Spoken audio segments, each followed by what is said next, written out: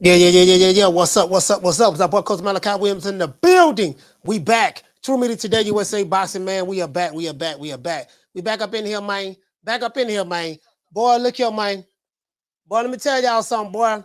I don't, you know what I mean? We got a lot of fights coming up.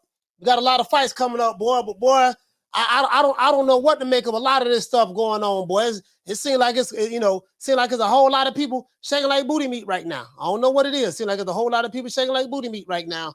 And I don't know. I don't know what's going on. Yesterday we heard. Hey, shout out to Big Blunts and Boxing. Shout out to Gert. Shout out to Don Juan, Jamie Vasquez. What's going on, fam? Passion for Beauty. What's going on? Harleen, what's happening? Swat John with the late read. All I know is yesterday, I thought about it, right? I said, man, a whole lot of conspiracies going on. As a matter of fact, let me, cause I didn't even want to reach out to people who I know because it just sounds absurd. You know what I mean? It sounds absurd, bro. But I saw some interviews with Joe Goosen. I saw some interviews with Joe and Oscar. And Joe, I think because Joe Goosen is cool as a cucumber. He don't seen it all. You get what I'm saying? Hey, shout out to everybody in the chat. Teach what's going on, fam. Joe Goosen don't seen it all. You get what I'm saying? When you don't seen it all and heard it all before, don't nothing really phase you. You get what I'm saying? So I'm like, man, some people may be taking that as Joe Goosen the ops. I'm telling you, Coach, he the ops. He working undercover. Man, hey, let me tell you something. If Joe Goosen was doing that, all jokes aside, if Joe Goosen was doing that, like what would make this fight for him to do that? This is not the first time that he's ever trained a fighter that was with another promotional company. Let's say he was working with like he's a trainer, so he works with everybody. You get what I'm saying? Yeah, man, Joe Goosen got stock options in the PBC. He got stock in the PBC. Just some of this stuff, man, it just really kind of absurd. You know what I mean? Some of this stuff is really kind of you get what I'm saying? I'm just saying though. I'm just saying some of this stuff is just really absurd. You know what I mean?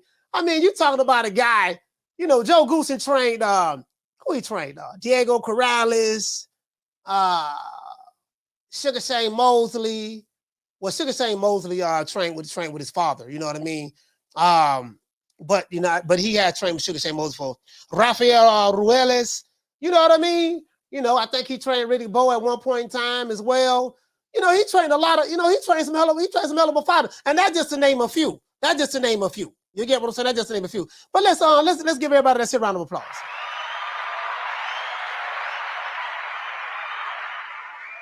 But I'm listening to this interview. With Tank Davis, man, and I don't, either Tank selling the fight, and he don't look like a very good actor. So he don't look like a very good actor, or maybe he's serious. I'm looking at, was this All Access? He said, as a matter of fact, I'm gonna let y'all hear it. It is what it is. But before we get into the show, we cannot say two words of this show. You know what I mean? This is a ritual over here, and not necessarily a ritual, but this is a must. Hey, for all you guys who don't know, who may be new to the channel, I am signed to the PBC. I am signed to the PBC according to sources.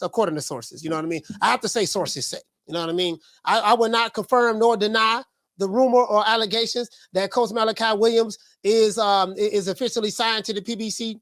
You know what I mean? So I will not confirm nor deny those allegations that's being, hurled at my way. But let's just say that, according to the contract that I signed, from allegedly Al Heyman, you know what I mean? I have to give thanks to my Lord and Savior and the Most High, the most honorable Alan Heyman. Well, I guess I gotta be like everybody else and thank Al Heyman. I can quit my job now, baby. 6 figures, baby. You feel me? But a name. Do you have a name? Oh, nah, I ain't got no name, Name them names, man. They know who they is. Name them names, please. The names need to be named. They know who they is. The Mexican Monster. You know, sources say that's what they say.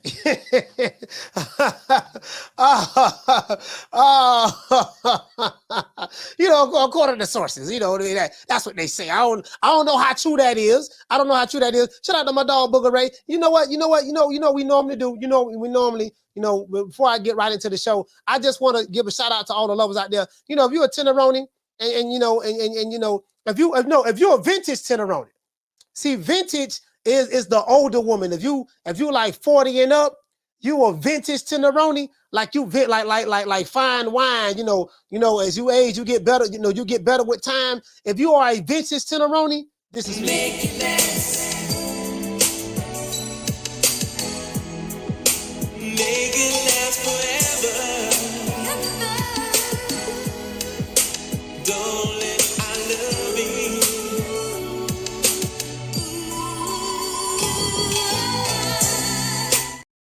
And to all the fellas out there, if you got a woman that looks at you, if you got a woman that stare at you the way Booger Ray looked at Money Mayweather, if you have a woman that have the audacity and the nerve to look at you and stare at you with those bedroom eyes the way Booger Ray Leonard looked at Floyd Mayweather, guess what? Boy, you got your keeper, boy. You better do it. You better do whatever it takes to keep her. Because when a woman look at a man the way Booger Ray was looking at Floyd Mayweather, boy, you got you something special there, boy. And I say that respectfully. And guess what? This is to the honest.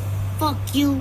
Fuck the plane you flew in on. Fuck them shoes. Fuck the socks with the bell on it. Fuck them cheap ass cigars. Fuck your yuck mouth teeth. Fuck your hairpiece. Fuck your chocolate. Fuck Guy Ritchie. Fuck Prince William. Fuck the Queen. This is America. My president is black and my Lambo is blue, nigga. Now get the fuck out of my hotel room. And if I see you in the street, I'm slapping the shit out of you. Yeah, I just want to let y'all know, boy, you got a woman look at you like that, boy. I'm like, Lord have mercy. Now, hey, now if a man look at you like that, might be tired of kicking up the rocks. Hey, look here, baby boy, I don't play on the other side. I'm not a part of the Rainbow Coalition. So whatever y'all got going on, whatever you want to do, baby boy, hey, that's between you and your peoples. But look here, baby boy, all that looking at me like that there with them googly eyes, we don't even play. We don't even play that. We don't even play on that side of the fence there, baby boy. And we do not play on that side of the fence, boy. And I would not be apologizing about that. You can believe that. Now, let's get into the show. Now, check this out. Tank Davis, shocking admission.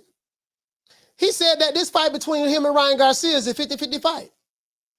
Now, of course, when you talk to a Tank Davis fan, we know that Tank Davis fans are celebrating right now. A lot of them are hungover. They have a hangover right now because they were celebrating. They were drinking bottles of Hennessy straight, no chaser. You know what I mean? Falling out in the streets of Baltimore. They are really celebrating the fight. We have 9 more days into the fight, less than 10 days into the fight. They already celebrating to be more. You know what I mean? The women twerking. You know what I mean? Backing that thing up like Juvenile. You know what I mean? They doing all of that right now. They celebrating. The gangbangers. You know what I mean? They stopped shooting. They started having shootouts for the day. The drug dealers didn't sell dope yesterday. You know what I mean? They celebrating to be more right now. They already popping their bottles, popping their collars, getting ready to go to Vegas. It is what it is, right? That's what they doing. You know what I mean? But according to Tank Davis, look here, man, this fight here 50-50, man. You know what I mean? My question is this. And I really been hearing this one side because everyone I speak to say that, hey, man, Ryan Garcia going to get knocked out. I'm talking about all of the experts. I'm talking about the experts, guys who've been in boxing since 1972, and they know everything about boxing and this and that. Journalists, everybody say Ryan Garcia going to get knocked out. Tank Davis says it's a 50-50 fight. And a lot of those people are not saying it's a 50-50 fight. They say, they say Ryan got a puncher's chance, but, Tank going to break him down and get him out of there, right? That's what he said. My question is this, though. What if Tank Davis right? That this fight really is more of a 50-50 fight than all of these experts are saying. That's one. And two, what the hell is going to happen if Tank Davis loses his fight next week? Because I really want to see the look. I want to hear the phone calls. Tank Davis fans, I know you guys have been celebrating right now. I know you have fifths of Hennessy in your hand at the moment. I know you smoking some of the stickiest of the icky right now at the moment. I do know that. The stickiest of the icky.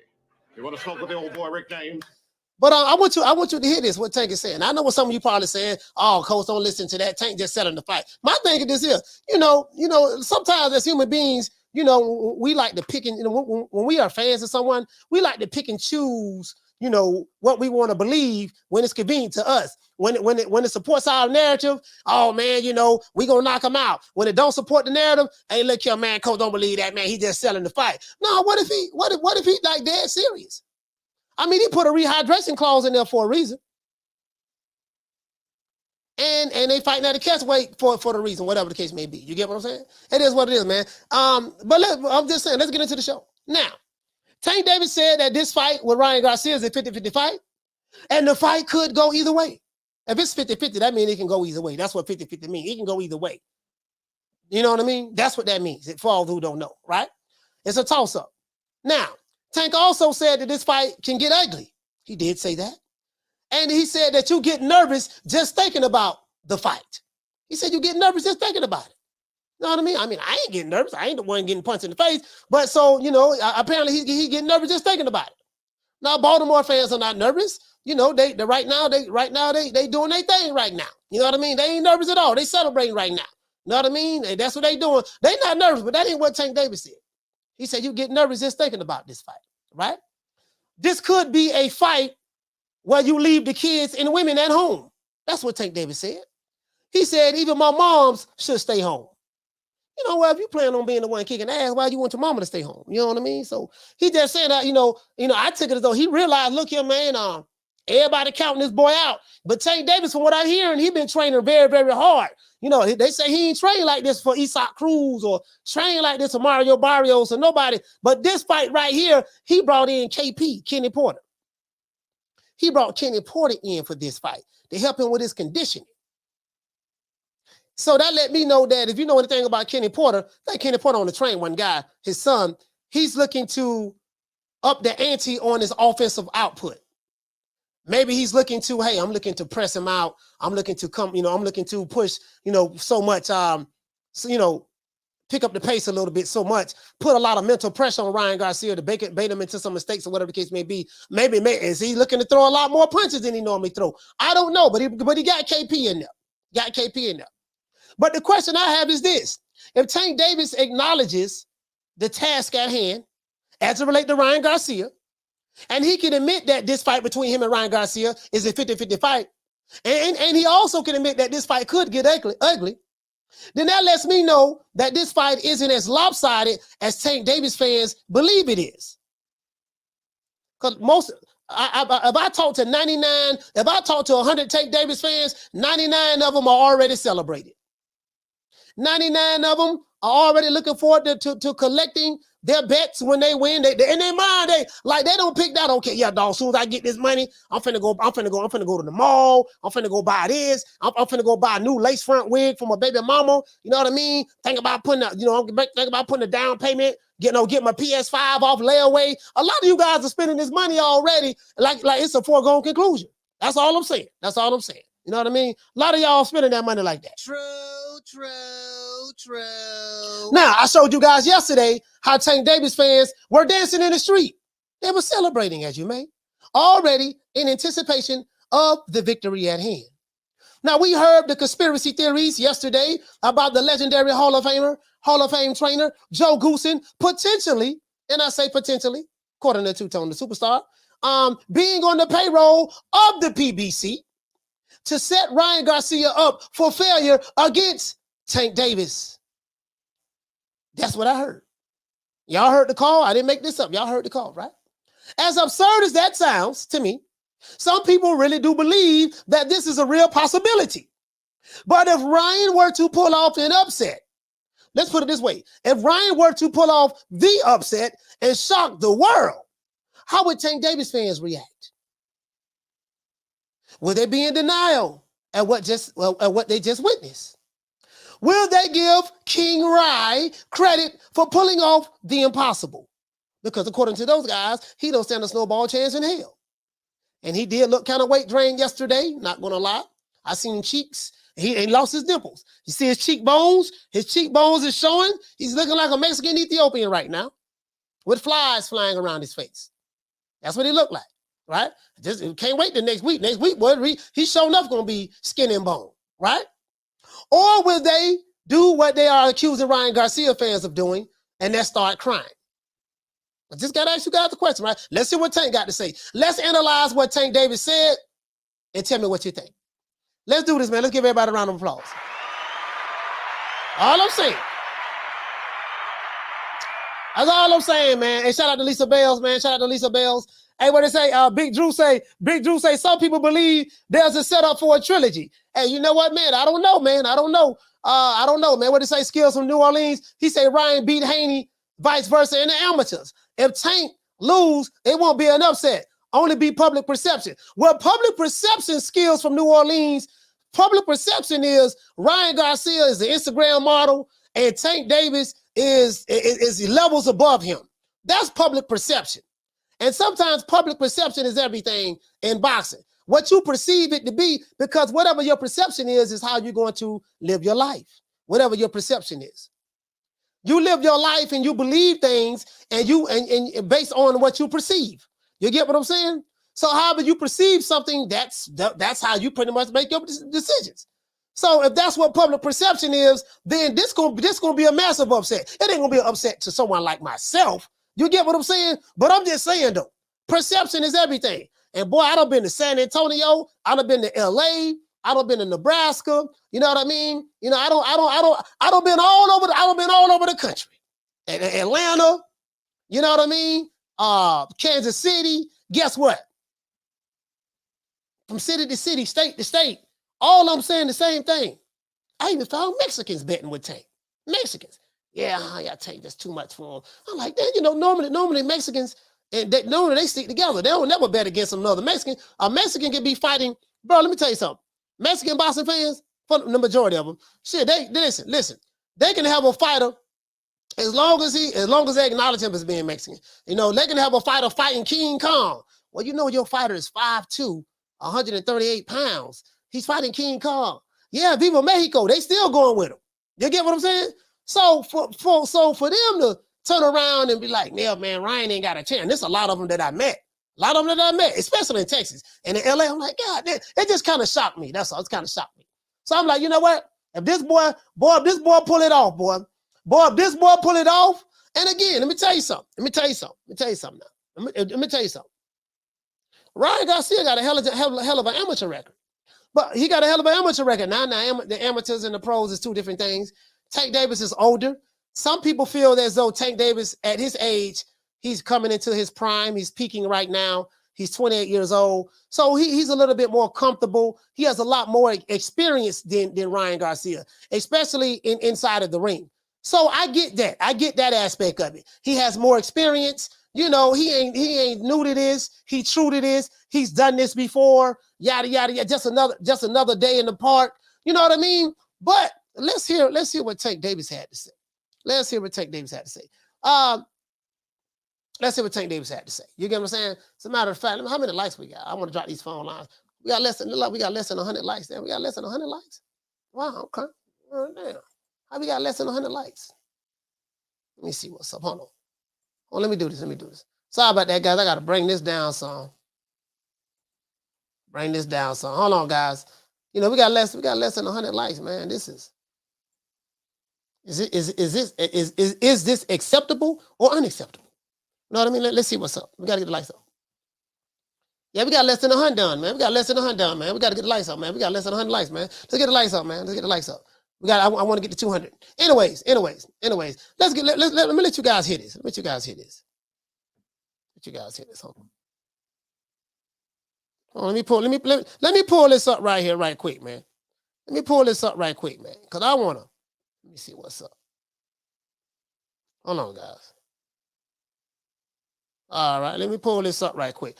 As a matter of fact, I got it up. Let me talk to the people a little bit in the chat, though. See what's going on in the chat. Let's see. What'd you say? Green eyes people, what's happening? I'm trying to see who's saying. Shout out to Marlon. What'd you say? You say it's less because Tank fans hating. Oh, Tank fans hate it. Okay. What you say? Shout out to Tommy Gunn. Tommy Gunn, what's going on, fam? Shad 1419 with the link read, baby boy. Marta King Bossing, what's happening? Passion for beauty. What's going on? Big Sarge. You say Ryan Garcia's mom was an amateur boxing judge. Oh, I didn't know that. I didn't know she was an amateur boxing judge. So what you trying to say though? Big Sarge, what are you trying to say? Because I seen the emoji that you have. So what are you trying to say, Big Sarge? See, here come another conspiracy. Big Sarge is trying to say, he said, could that have been influenced by Ryan's mother's status? Oh, there we go. There we go. Big Sarge coming with another conspiracy. So now we're going to question Ryan Garcia's amateur record. So yesterday we heard from Two-Tone to Superstar that he believes that Joe Goosen is working as a double agent, reporting information back to Tank Davis's camp, you know what I mean, for the PBC. And now we're hearing from Big Sarge questioning Ryan Garcia's, amateur record, because you heard. We don't know how true this is, but you said you heard. I don't know where you heard it from, my brother. I would have to vet that. But you said you heard that his mother was an amateur judge. So now you are putting into question that maybe Ryan didn't win as many matches, many fights that he has won in the amateurs because his mom was an amateur judge.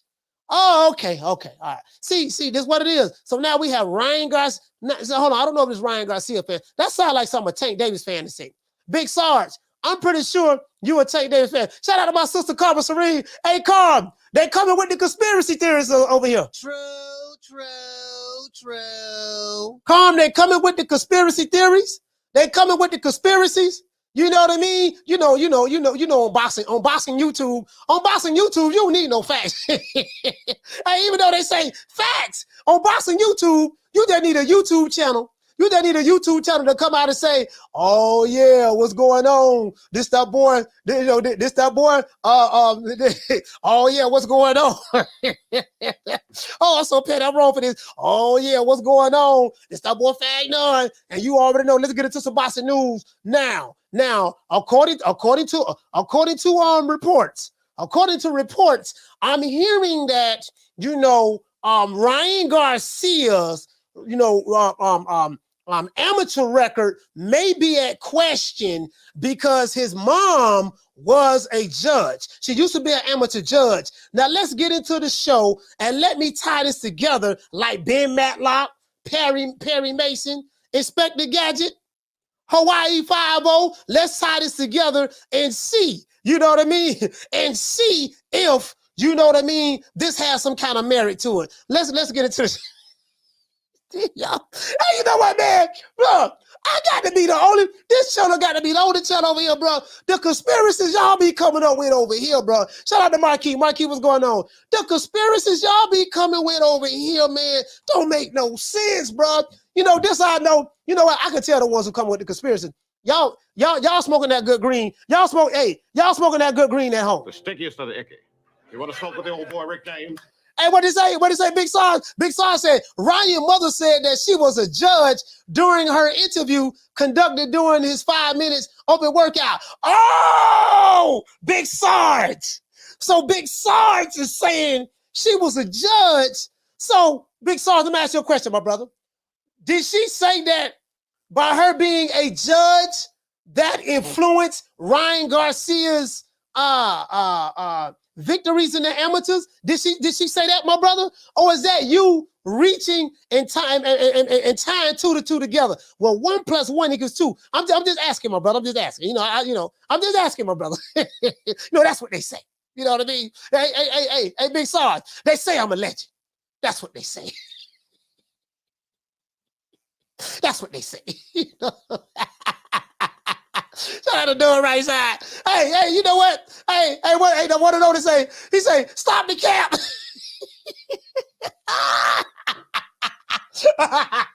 Hey, Big Son. Hey, the one and only say, stop the cap. Stop the cap. Hey, stop the cap.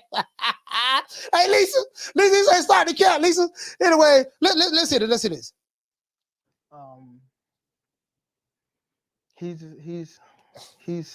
I don't want to say he's a star, but somewhat a star, and it's going to be a crazy.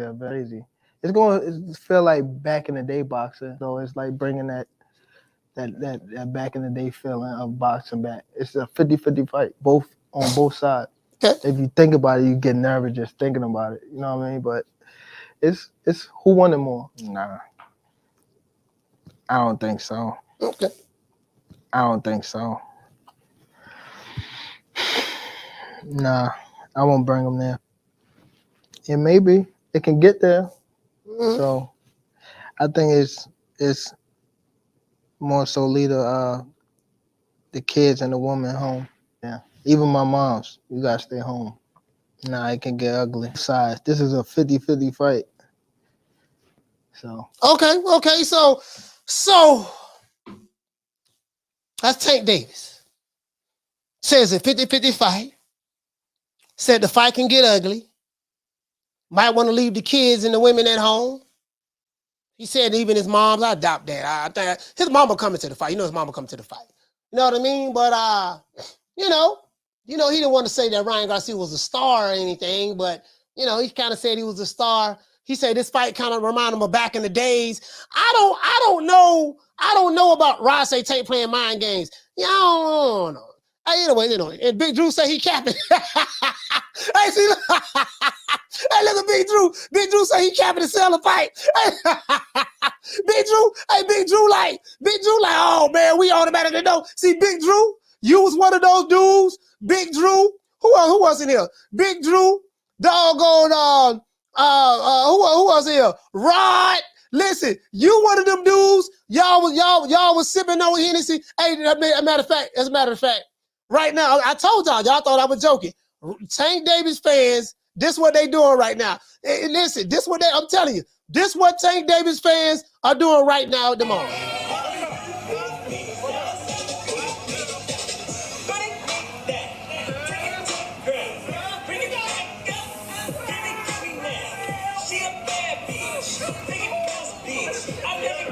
Turn around.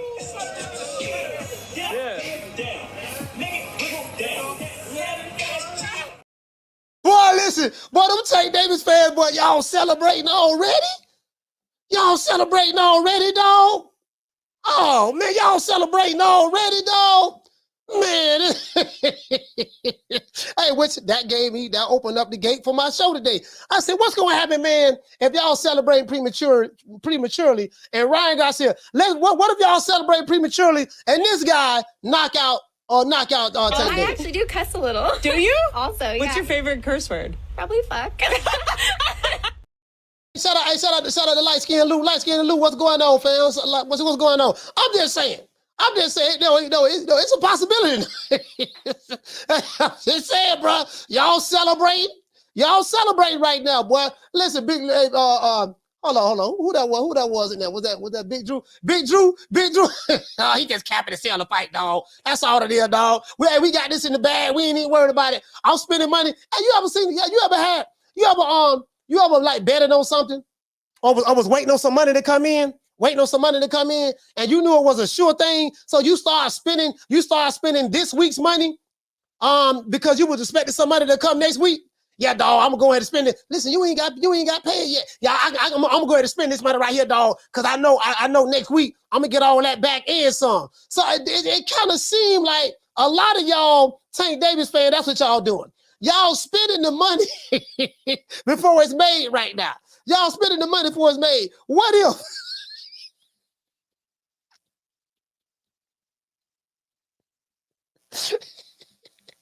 Y'all like, nah, man, they nigga Tank just capping, dog. What if he ain't capping? both young. He's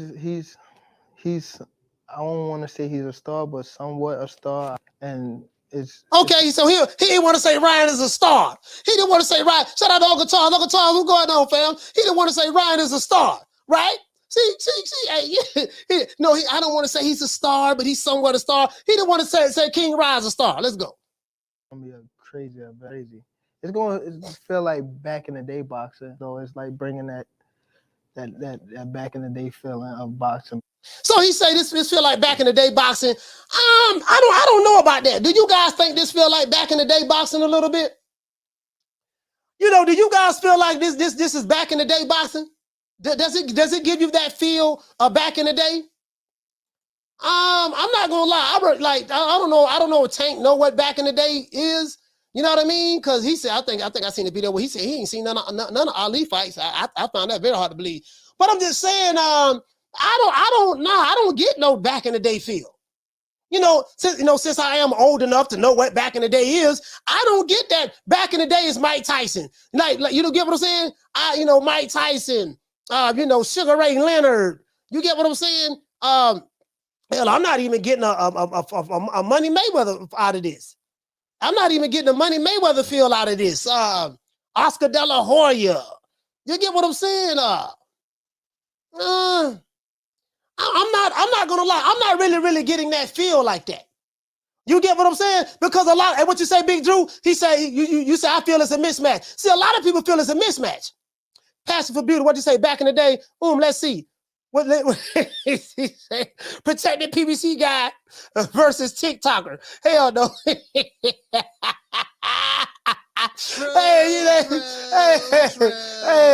Hey, what did he say? Solo Dolo say this isn't back in the day. This is front of the day. Hey, I'm just saying though.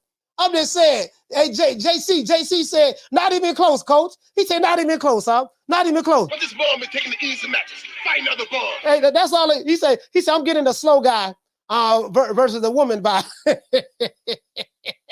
light skinned Lou. What did he say? He said just a little bit, coach. He said they are two of the best in the division. Okay, Lou. Now Lou from the old school. Lou from the old school like me. Lou say he getting it just a little bit. He ain't gonna say all the way. He ain't gonna all the way commit. But he say just a little bit, just a tad bit. This kind of remind us of, back in the day. So, okay, all right. I got a question for you, Lou. If this fight between Tank Davis and Ryan Garcia kind of give you a back in the day vibe, which fight would you consider? Look, Uncle which fight could you compare it to? If this give you a back in the day vibe, which fight would you compare it to? Would you compare this fight to like a Ryan Garcia versus Tank Davis? Is this comparable to Floyd Mayweather versus De La Hoya? Would this be comparable? Brady 12 said Hagler versus Hearns. No, hell no. Not that. Not Hagler versus Hearns. Hey, what is that? He said, Coach Holman, he said, do you know that it doesn't matter what the fans think? You need to tell the fans that. Apparently the fans think they do matter. I mean, the people take their time out. People take their time out to watch the fights. Yeah, we're not getting in the square circle, but the fans, the ones who are paying, they feel that they're like you have an opinion. They feel that their opinion does matter. I totally disagree with you on that. I disagree with you on that. Totally. It does matter what the fans think. I totally disagree with that. Anybody who take the time out to invest interest in a particular athlete or a fighter or whatever the case may be, because a lot of these athletes, they listen to fans. Some you even hear fighters say, man, a lot of the fans were saying they want to see me do this, they want to see me do that, and this is why I'm doing it. As a matter of fact, check this out. Gilly the Kid is a fan, right? Isn't Gilly the Kid a fan? I'm just saying. Isn't Gilly the Kid a fan? What did Gilly the Kid say here? Me, the fans, we feeling like you not getting the best fights you supposed to. Mm-hmm. But we know Tank can fight anybody. Mm-hmm. Why is that? For me, we want to see you fight Lomachenko. Mm-hmm. We want to see you fight Devin Haney, Teofimo Lopez, motherfucking all the top who they say is the 4 horsemen, and they anywhere around your weight class. We want to see it happen. When we gonna see it happen? I'm not sure. I don't. That's that was real shit. That's some real shit. I don't know. That's like. How many times you don't went in there and said, I want these niggas, man? To be honest, I ain't never said.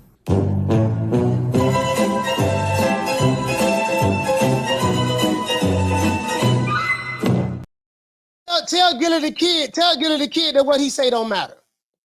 Tell him that.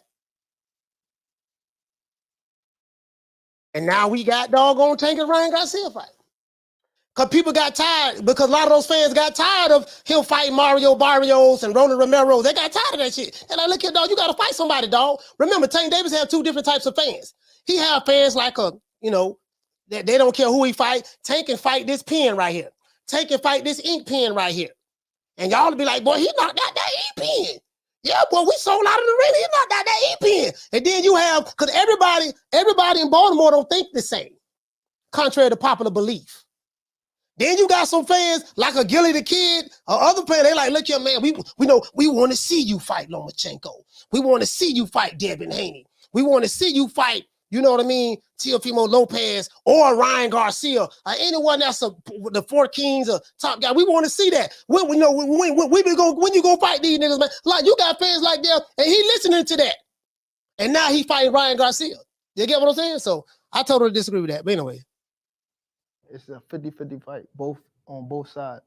If you think about it, you get nervous just thinking about it. You know what I mean? But it's who won it more? Nah. I don't think so. Okay. 50-50 I don't think fight. so. Nah, I won't bring him there. Somebody's kids. It may be. It can get there. So I think it's more so lead the kids and the woman home. Yeah. Even my mom's, you gotta stay home. Nah, it can get ugly. Besides, this is a 50-50 fight. Okay. All right. We so you know, some guys are saying that hey, he's just promoting the fight. He really don't mean that. Yada yada yada yada. Of course, if you're from B-More, you're a diehard Tank Davis fan. Of course, he's the greatest fighter in history of boxing. I get that. Know what I mean? But I'm kind of taking him serious though. Hey, shout out to Knockdown 305. He said, Coach. He say that backdrop live. Yeah, I appreciate that, fam. Knockdown 305. Hey, phone lines open, man. Hey, we need 54 more. We need 44 more likes, but the phone lines open, man. 530-494-9636. 530-494-9636. Phone lines is open. It's scrolling at the bottom right there.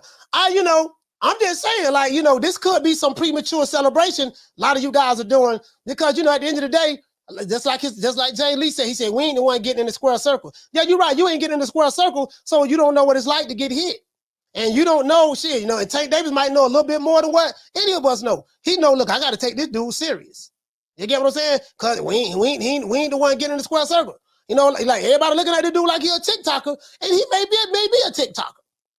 That may be fighter turned TikToker or whatever the case may be. You heard what Floyd say. He say Tank built this fan base off kicking ass. You know what I mean? Ryan built this fan base, from YouTube. You got to make up your mind. Do you want to be a fighter or a YouTuber? That's what Floyd say. So so it is what it is. Caller, what's your name? Where you calling from? Coach, what's happening, man? It's Casino like Fred. Hey, Casino, talk to me, fam. And I wanted to touch on what you were saying about the because I think that they got that old school feel, and you said you ain't feel it. You said you ain't feel it, and the other dude said he kind of feel it. Yeah. But it might not have that old school feel because this shit ain't old school.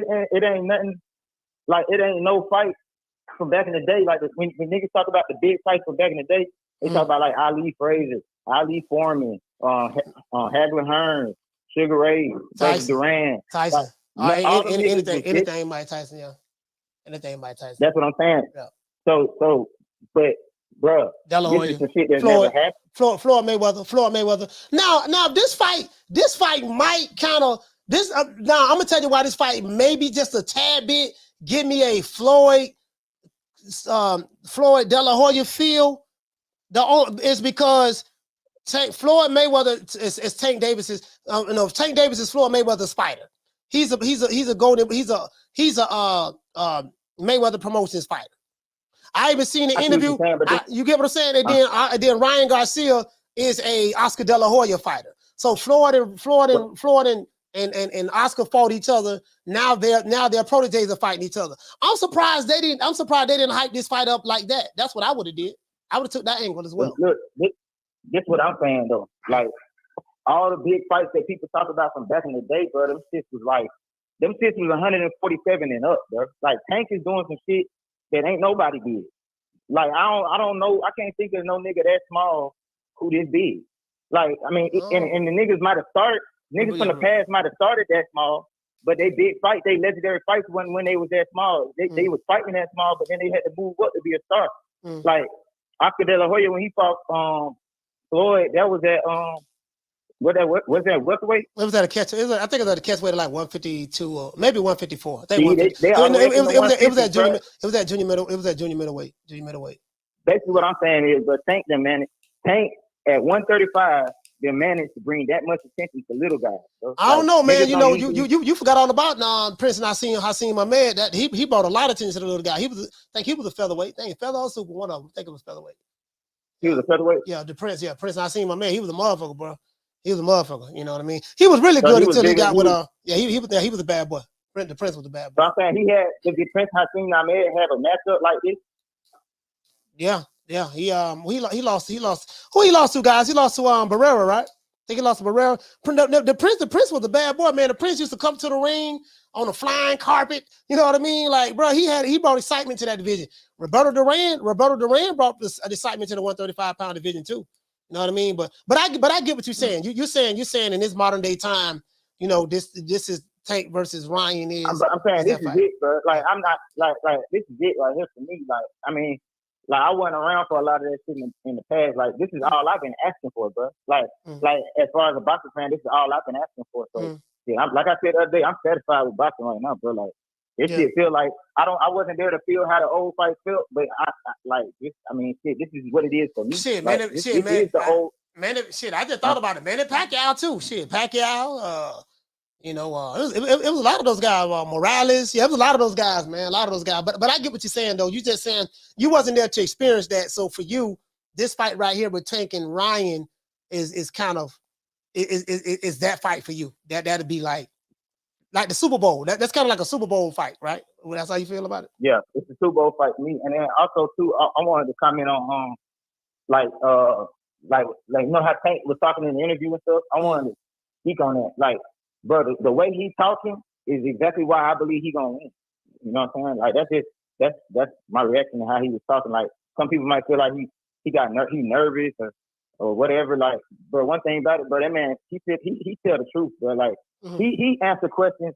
He answered questions that like if he had like a representative, they probably would have told him to not say that shit. Like when Gilly asked him why he ain't fought niggas and has he asked to fight niggas, bro, most niggas would have lied, bro. Like, so I give him a certain amount of credit just for telling the truth like that. And I feel like him not bringing his mom and leave the kids and everybody at home, I feel like the fact that he's taking this fight that serious, just like, I mean, nobody taking Ryan serious, but he's taking this shit serious because he's the one who got to fight. And I feel like that's why I got my money on Tank, because he's taking that shit serious no matter what nobody say, no matter how many TikToks that nigga make. Like, he know if he lose to Ryan, it's gonna be way worse than if Ryan lose. Cause like if Tank lose to Ryan, bro, he gonna have to, bro. That's gonna be the longest ride home ever. Like, bro, if Tank lose to Ryan, bro, he can't. He ain't even want to go home. Really, we gonna have to check on him. If he lose to Ryan, we gotta go check on my boy. We gotta go check on him. We gotta make sure he got check his mental health. You know what I'm saying? Hey, you know what? Hey, I was watching an interview with Tank Davis, and this how I know Floyd is. This how I know Floyd Mayweather is still involved with Tank. And he's still on. This is me. This is my synopsis. Tank Davis. I don't know if you guys see this interview. Tank Davis was doing a press conference, right? Then they started asking him questions about Shakur Stevenson. He didn't want to answer the question. They started asking him questions about Devin Haney, who he gonna fight next, and stuff like that. Booger Ray Leonard walked up to the interview, and he was standing right next to Tank. And he say, we only concerned about Tank Davis and Ryan Garcia. That's it. And then Tank said, my man. He said, my man, like, boy, you came just in the nick of time because they asking him questions. Tank, let me try to find that video. Tank with the looking kind of like he didn't want to answer the question, but Booger Ray came up there like he always do, and he sat right next to Tank during the entire interview. But yeah, hey, Casino, hey, thank you for calling the show, my brother, man. Salute, fam. ATL, stand up. All right. Yeah, man. Hey, Casino, I get what he's saying, though. I get what Casino's saying. Yeah, I said, yeah, man, Booger Ray, and then Tank said, my man. I'm gonna find that interview so y'all can see it here. I'll call it. What's your name? Where you calling from? James Lee, coach, what it is, my guy. James Lee, talk to me. How you feeling? Hey, man, I'm feeling good. They need to stop. They need to stop it, man, with the conspiracy junk, bro. They need. I see what you over there doing, coach. You keep on trying to stay up. Hey, you keep on trying to stay up stuff, man, with these clowns, man. Hey. They need to stop it. Hey, but coach, people, I'm gonna be real fast, coach. People that know boxing, right? That know the history of these young guys, man. People know, as well as the people that's in the boxing world, they know, man, that Ryan has been boxing. Man, his amateur background is just as extensive as Shakur and Devin. Ryan just didn't go. Ryan just didn't go to the Olympics. You know what I'm saying? Right. He has an extensive background. His mother and his father were amateur athletic judges. Mm. They've been in boxing for years. That boy knows how to box. Mm. He's not no lemon. He just haven't fought no high caliber person. Mm. He haven't fought any high caliber fighters, man. But his knowledge of the how you watch him box, right? Mm. And how you watch Tank Davis box. They're in two different stratospheres, coach. Yeah. Whether people try to say they made their careers up or they built their career on this or built their career on that, man. Everybody in the amateurs know about Ryan. Everybody that's been in the amateurs know about Tank, man. Mm-hmm. And everybody says the same thing, bro. They say Tank is on a whole nother level, coach. Yeah. No, hey, listen. Hey, James, I've been to LA. I've been to San Antonio, Kansas City, Atlanta, bro. Everywhere. New Mexico. Been to New Mexico. Everywhere I go, bro. All of them saying the same thing, bro. They saying the same thing. Yeah. I'm gonna tell you, I'm gonna tell you what the problem is. That's why. Why do you think Shakur speaks so highly of Tank, man? Mm-hmm. Shakur not really trying to get it. He know, like they know each other, coach. Mm-hmm. Just as well as Bill Haney and all of them guys know Tank as well, man. Mm-hmm. Man, they dealt with Tank on a level when Tank he was boxing, but he wasn't really putting everything like you know how he says that. That's been his world. Boxing has been his world. Yes, boxing has been his world, but he's also been a kid, coach. Mm. You feel what I'm saying? Kids have to grow up and become men. Mm. So now he's at a point in his life where he done heard it so much now, stop doing this, stop doing that. And now he's starting to come around to see that if I stop doing this, I can really be this. Mm. You feel what I'm saying? Yeah, man, but these guys, these fans, these fickle fans, man, they need to stop, man, with this conspiracy shit, man. This not gonna be no easy fight for neither one of them, man. And I can guarantee you this, coach. I want you to put me on record. Mm-hmm. Everybody thinks every time that somebody fights Tank, whatever their punch output is, it gets cut in half.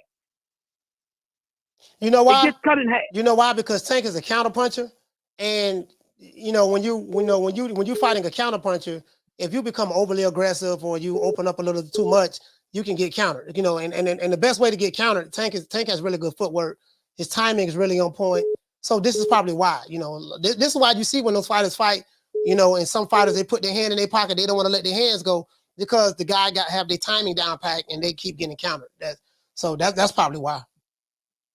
Exactly. If people don't realize how much people be saying, oh, he was losing in the fight. Man, that man not caring about no rounds. He not caring about none of that. You know why? Because he's not looking for no decision. Right. He's looking to analyze you. Looking for a stop it, yeah. He's looking to analyze you, and he's looking to get you up out of there. Yeah. And once he analyzes you, his ball game is over. People see, man, and nobody's paying attention, bro. When the man hurt his hand in the 6th round fighting Pitbull Cruz, man, the man showed you exactly what he can do. Mm. He showed you what he can do with his feet. He showed you how he can stay out of the way, and they can call it what they want to call it. Mm. But the man is a professional boxer, bro. That's been his whole life. He dropped out of school, coach. He dropped out of elementary school, not high school. He dropped out of elementary school. That's it. Yeah, he finished all of that shit. He dropped out of my 6th grade. That man was done. He was done, coach. Boxing's been his life, man. These people better get out there, man. A healthy and in shape Tank and a focused Tank is a tank for anybody. Oh. Thank you. All right. Salute James Lee, man. Hey, that Tank Davis cousin. That Tank Davis cousin, James Lee. Yeah, I'm not gonna lie. So, like nephew, Kid Austin talk highly of Tank too. He sparred him. Call him what's your name? Where you calling from? What up, coach? It's Drew. Right here cruising through Long Beach right now, baby. Oh, you in the LBC, huh? Shout out to Drew, man. What's going on? Right. What's up, coach? What's up with all these callers, coach? They defend Tank like they about to go put money on his books when he locked up, yo.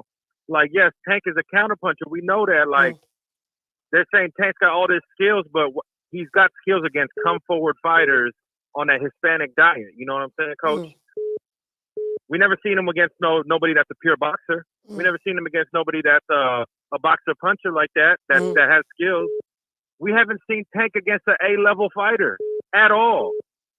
So it's easy to get the timing on these B and C level dudes.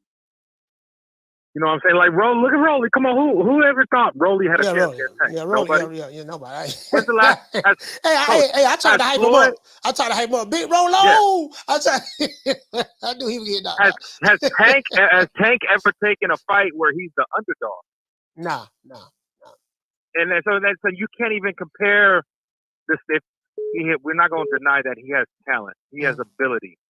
But like you interviewed Joe Goosen. You've been in the gym, coach. Goosen, you know that only gets you so far and that hides a lot of your deficiencies when you're doing that against inferior opposition. What are we going to see? That's why we want to see Tank against the Devin Haney, against the Lomachenko, against the Shakur, because we want to see how great either one, all of those guys are. We want to see who's the best. And these guys acting like Ryan Garcia is the best. Like, no, bro, he's a TikTok prospect, bro. Calm down.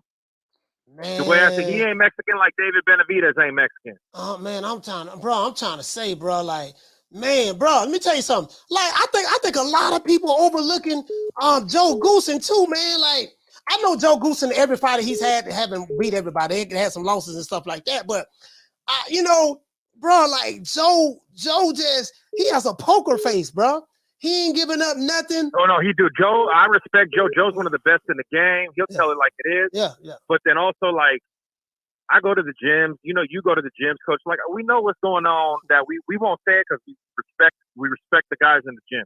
Yeah. But we know what time it is with these fighters that actually live and breathe it, like Terrence Crawford, like Regis, like Goosen. Yeah. There's very few fighters that live this shit 24/7. 24/7. That is true. You know what I'm saying, coach? Yeah. They really and let's call it what it is. Yeah. Tank and Ryan Garcia don't live this the way Shakur does, the way Devin does, the way Lomachenko does, the way a lot of these guys that aren't that popular live it though. When is Shakur ever out of shape? Like, he's always ready to go. Yeah. I mean, yeah, he missed weight that one time because he wasn't going to stay at that weight class no more. I get it. Yeah. But Devin's always on point. These guys, they live and breathe this boxing shit 24/7. Ryan Garcia don't, just based on his activity. I know he don't. Tank doesn't do it because I see the way he balloons up between camps and has to fluctuate in different weight classes. So it's an exciting fight, coach. Yeah, but is it going to do anything for the sport? It's an iconic moment for the sport. Like, nah, man, people don't forget about it. More people now are excuse me. More people now are hyped about the Jake Paul versus Nate Diaz because that's a super fight to people. Yeah. The same MMA in the casuals. The same influencer, yeah. Because didn't Steven Espinosa say we want to attack the new millennials and the Gen Zs and the TikTok people? Yeah. The influencer crowd, the same crowd that they're trying to get Ryan to fight, Ryan's fans to fight. They're going to be more excited about this Jake Paul Nate Diaz fight because that's the community they want to buy the fight. They know it's hardcore. Some of us are going to buy a coach, some of us are not. And it's going to be interesting to see what excuses people got to say when this fight flops. All right, because they're paying these dudes too much. Hey, we got other calls calling in, Drew. Hey, thank you for calling the show, man. Salute, Drew. Peace. All right, LA, stand up. Yeah, man. Hey, you know what? A lot of people, bro, like, bro, you know. Hey, shout out. Hey, let me get the super chest out the way. Shout out to Will. Dropping that quarter over. Bam, dub on your boy. Hey, Leroy. Super chat received. Playtime's over, boy. Will say Tank would drain somebody. Hold on. Put these callers on hold. Caller got to go on hold. All right, caller, hold on. Tank said, Will say Tank would weight drain somebody and still call it a 50-50 fight. That shows me how nervous he is about fighting Ryan. I agree. It's a mismatch for Tank. Okay. That's what Will say. Shout out to the one and only. Dropping that quarter over. Bam, dub on your boy. Hey, Leroy. Super chat received. Playtime's over, boy. Hey, what did it say, fam? You said Thurman was a KO specialist until he fought other top welterweights. He said, what type lightweights have Tank fought? Hey, you know what? The one and only. Now, I will say this. That is true. What I mean by true is when you're a fighter and you're not fighting the top guys, you look real good against those top guys. Now, I'm not saying neither one, Tank or Ryan, but I'm just saying you look real good against those top guys. When you're fighting the creme de la creme, the things that you were able to do to the guys who are not so skilled, when you're fighting the other top guys who is just as good as you and may be better than a lot of other instances, you may not be able to do those things anymore. That you do have a point. Down from the bar, there's a platform stage. People pimping, sharp as razor blades. Now, if you're a special fighter can take those other top guys and make mincemeat of them. Caller, what's your name? Where you calling from? Martin from Oakland. Martin from Oakland, talk to me.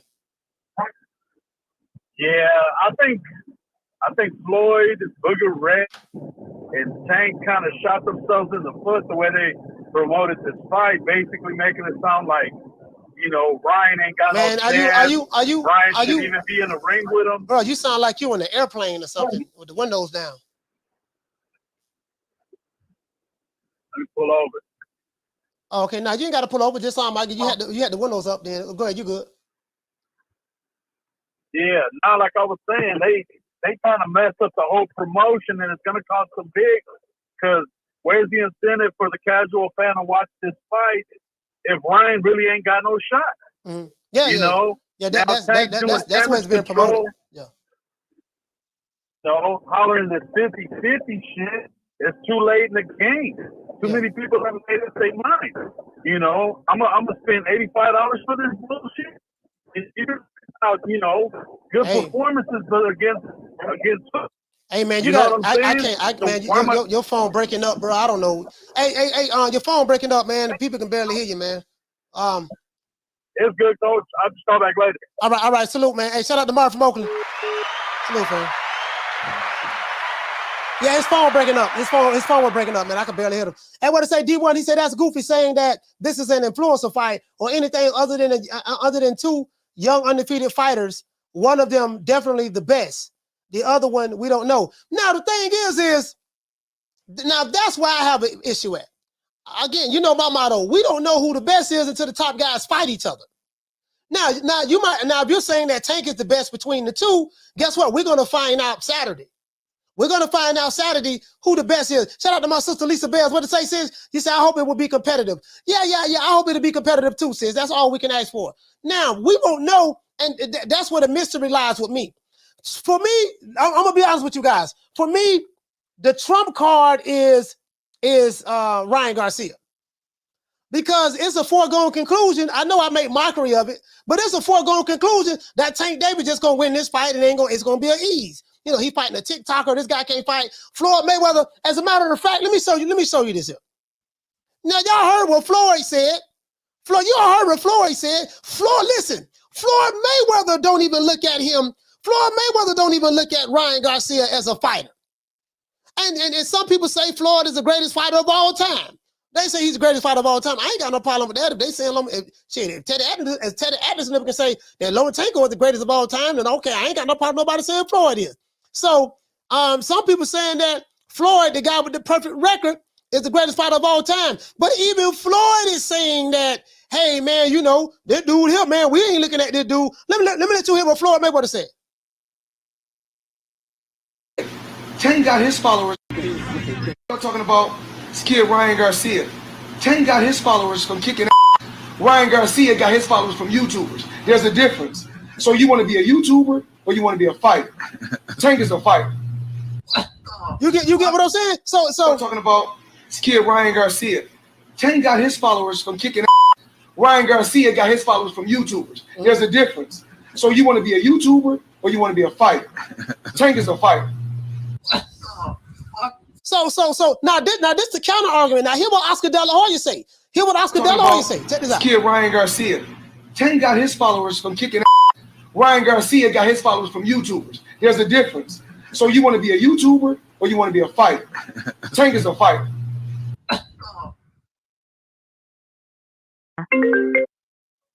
Since he was 7 years old, he has 200 plus amateur fights. I don't care where his followers come from, if they come from fucking Mars.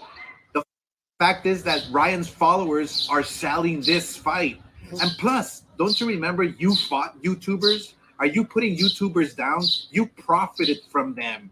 I can't with you, dude. You're fucking dumbass. I can't wait. April 22nd, Ryan Garcia fucking knocking out Tank Davis. So the perception of Ryan Garcia being a YouTuber or a social media fighter, that's coming from Floyd Mayweather, the greatest fighter of all time. Now, you know, that was some say that, you know what I mean? You know, I ain't tripping on it. I used to trip on it, but I ain't tripping on it no more. If they feel that way about Lomachenko, fine. And then you can feel that way. You can feel that way about Floyd. That's coming from Floyd. Now, the other guy, Oscar De La Hoya, is saying something. Hey, man, you know, this is crazy. We gonna talk about what Oscar said as well. Caller, what's your name? Where you calling from? Phone line's hot, boy. We got people calling in left and right. Yo, what's up, Coach? Can you hear me? Man, you sound like you underwater, bro. Like you on an Obama phone. Yo, hear me? Yeah, I can hear you now. Hey, yo, man, Coach, what's good? It's Ron from Vermont, and see that part right there? Like, I love the way Floyd likes to cut down other boxers. He cut Ryan Garcia down to the very last compound for all the sheep to hear. They heard it, but what he failed to realize is that we've seen Gervonta Tank Davis not fight Lomachenko at 135, but he claimed he's a lightweight. And he ducked Lomachenko for 3 to 4 years. And Tank doesn't fight anybody relevant. He drug up Leo Santa Cruz, like D1 in the chat saying. Like, that's a good fight. Leo Santa Cruz is a good puncher. But he drug him up. He wasn't fighting somebody at that division. See, Tank is very slick at how he goes about who he picks. He's not a champion at lightweight. So him fighting Ryan is great. It's going to make me shut up a little bit, real talk, because I respect them as both on the same equal playing field. So Floyd just put his foot in his mouth because they both didn't fight nobody at the lightweight division, in my opinion. That's my call, Coach. All right, shout out to Big Ron from Vermont. Salute, fam. Yeah, man. Hey, you get what I'm saying? Now, this coming from Floyd. So, and you know, Ryan, and shout out to Food Revolution in the building. And you know, a lot of Tank fans came from Floyd Mayweather because that was the passing of the torch. He got a cosign from Floyd. If Tank Davis is a Floyd Mayweather fighter, regardless of what anyone want to say, I don't think no one can argue that. And he built him up and made him to the star who he is all over the country. So my question is, when you hear Floyd Mayweather talking, oh man, Ryan Garcia, you know, Tank got his fans, Tank got his followers from kicking ass. Ryan got his followers from YouTube. You know, so you got to make your mind. He said there's a difference. So if there's a perception of not taking Ryan Garcia serious, the perception is coming from the Tank Davis camp. It's coming from the Tank Davis camp. It's coming from that side of the fence. Now I'm gonna tell you guys another thing. I just thought about something. But this ball been taking the easy matches, fighting other balls. I don't know why they're not promoting this fight. I'm gonna tell you guys how I will promote this fight. Caller, what's the name you're calling from? What's up, Coach? What's happening, Uncle Charles? Man, what's happening? Uncle Charles, what's going on, man? Man, let me tell you something, man. I agree to a certain point by the brother that just came off the thing. I agree to a certain point, but to a certain point. Let me tell you something. No one want to hear about nothing with no damn De La Hoya saying. What I want him to stop doing, stop putting on high heels, garter belts, and pantyhose. Stop doing that. And then you can talk. And I don't want to hear that with Bernard Hopkins. I don't want to hear nothing but Bernard Hopkins talking about either his last fight. He got his ass submarine about to rain.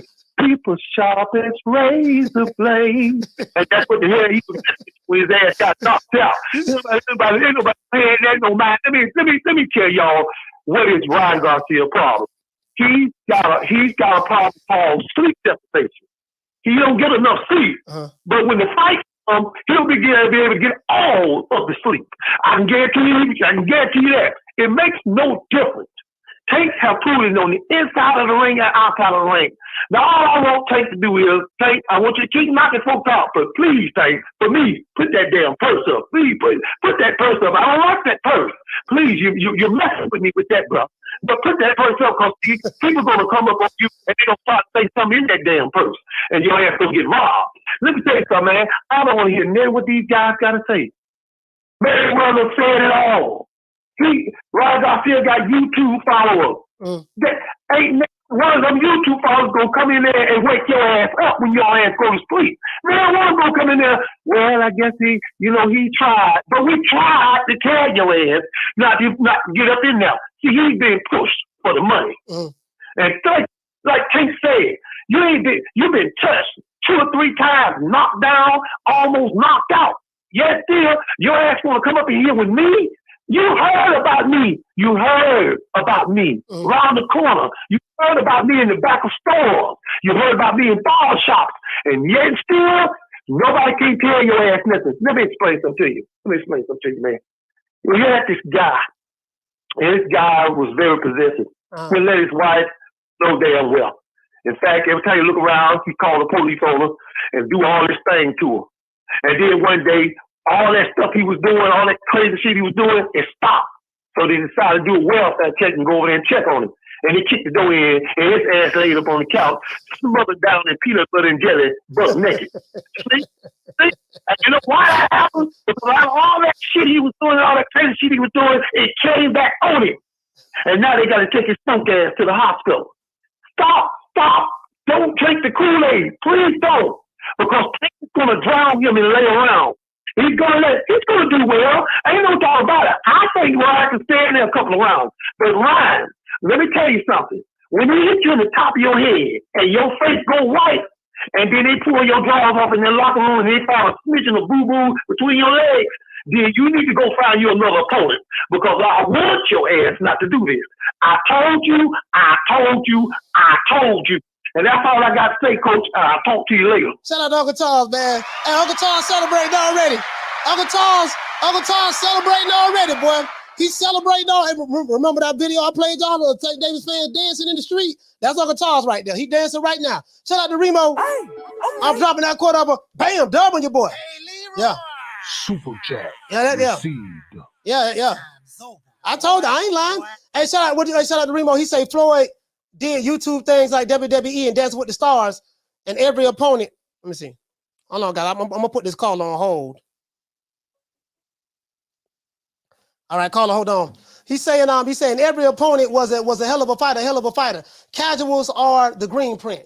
Remo, I get exactly what you're saying, fam. I get exactly what you're saying. I'm glad you brought that up about WWE and stuff like that. Shout out to the one and only. Dropping that quarter up, bam, dub on your boy. Hey, Leroy. Super chat received. Playtime's over, boy. Dancing with the Stars. The Stars, Hip Hop Awards. He was at the Source Awards. Floyd was everywhere. I want to talk about this because I forget it. You know, I got the ADD. I got to write stuff down. He said, the one and only, what is dropping that quarter of a dub? He said, what's wrong with Garcia promoting and marketing himself in the social media era? There's nothing wrong with that. Nothing wrong with that at all. He said, promoters ain't even promoting their own fighters. It's dumb not to. Hey, the one and only, you hit the nail right on the head, fam. The one and only, you hit the nail right on the head. The promoters ain't promoting fighters. The fighters got to do what they got to do to build their brand up. And you're right about Down from the bar, there's a platform stage. People pimping, sharp as razor blades. Caller, what's your name? Where you calling from? What's up, Coach? It's inevitable. D Block, D Town, D City, D-ville, Baltimore. Hey, so now, what it be, Coach? Hey, D Block, what's going on? I heard Uncle right now. You know, Uncle was calling right now, and he was really testy, right? Yeah. I mean, he was shouting right in the phone. I mean, god damn, man. He must have some hearing aids or some shit like that. He must have had them turned off. The way I look at this is the way he was explaining his story about the guy waking up with peanut butter all over him, butt naked. Mm. I was thinking to myself, are you reminiscing about some shit that happened to you? Because you must have got your ass hit too. That shit must have happened to you, homie. Because it sounds like you know the story real well. Because somebody must have told you in your ear, you got your ass whooped by your woman. Because all that shit you were talking. But anyway, away from that shit. The way I look at it like this, Coach, I'm coming with vengeance. I'm coming with facts. Facts with hate. Okay, they're coming at my boy Ryan all damn day. All damn day. Since the beginning of the phone call. And I love it. Bring me more hate because I love it. Because I'm going to come back at y'all with more. The way I look at it like this, Coach, what is Ryan Garcia doing right now? He's on Mike Tyson podcast. He's on the Mike Tyson podcast talking to Mike Tyson. all right, telling how he's gonna beat the fuck out of big boy, big head, okay? And that's how you promote a fight. You promote. You're promoting. That's the kind of fighter I want. Somebody to be out there in the limelight, not somebody behind doors, doing his shit behind back. Then next time he's breaking news. They arrested Tank Davis again. All right. The way I look at it like this, man. I'm being real with it, coach. I mean, what you want? You want good news or bad news? They always, what they say, coach. Hell yeah, what they say, coach. Every news is great news, bad or good, no matter what. You in the limelight. And at the end of the day, homie's gonna go to jail. He's gonna be locked up, and for whatever the fuck he did to people, he's gonna come back. I already told you, coach. Karma's a bitch, because I've had, hell yeah, it's gonna come back, and it's gonna burn him. He's gonna be like, what the hell is that? That soap behind your ass, homie. Turn your ass around, shorty. So 5'5", they're telling me 5'5", counter puncher, right? Because he always runs back. But I thought he was a real dog. I thought he was the man. I thought this motherfucker was going in there and he's gonna beat some ass up. No, he's scared. He wanted me. I gotta test the waters first before I go in there and start throwing punches. I gotta feel you out like we did with Barrios. I have to feel them out. You ain't a real dog, then you ain't gonna come in there and beat people up, man. You say you're a counter fighter. That just tells me that you're just waiting for the opportunity, which is cool. I respect that. But don't come at me like he's this beast. He's just like Triple G. Well, Triple G will dog you down. And then Offset, he's gonna drown you all the way. He's gonna make you suffocate. Man, come on, please, man. I'm telling you, Ryan Garcia got the length, he got the reach, he got skill. No matter what they say, he got them skills to pay the bills. He's fast, he's quick. He's gonna catch him, coach. I'm telling you, he's gonna catch him coming in. And one more thing about y'all wannabe Tank Davis thugs. I remember, coach, if you ever see that video when Charlo was going up to, remember that Charlo, they didn't like Adrian Broner, they're going at him? Yeah. That was Jamel Charlo, and he was going at Tank Davis in New York. In New York. He was going at Tank Davis and Adrian Broner. Yeah, I remember that. Hell yeah. And then guess what? Tank Davis and Adrian Broner had bodyguards, while Charlo and the other Charlo were coming after him and say, and take your little shorty, and take the little shorty too, because he look like he don't want no business. That tells you right there, he ain't no true man. At least, I know we can talk shit about 160 Charlo, but 154 Charlo's a dog. You know what I mean? He's a real dog. He's undisputed. So if you could make Mickey Mouse run away, which is Tank Davis, and he says he's a dog, he's a man, he's a thug, and you get run away by what? By 154 pounders? I thought you could knock out 175 pounders. You know what I mean? So at the end of the day, man, everything's gonna be exposed. Ryan Garcia's gonna go in there, knock his ass out, and if anybody got something to say with that, come on at me, because believe me, D-Block will call back, and I'll get you with my facts. D-Block, D-Town, D-City, D-Field, Baltimore, be ready, baby. Shout out D-Block. Hey, I'm finna tell y'all something. Hey, we need 70. God, now hold on, peace now. I'm sitting there. We need 70 more lights, dog. We gotta get the lights up. Hold on.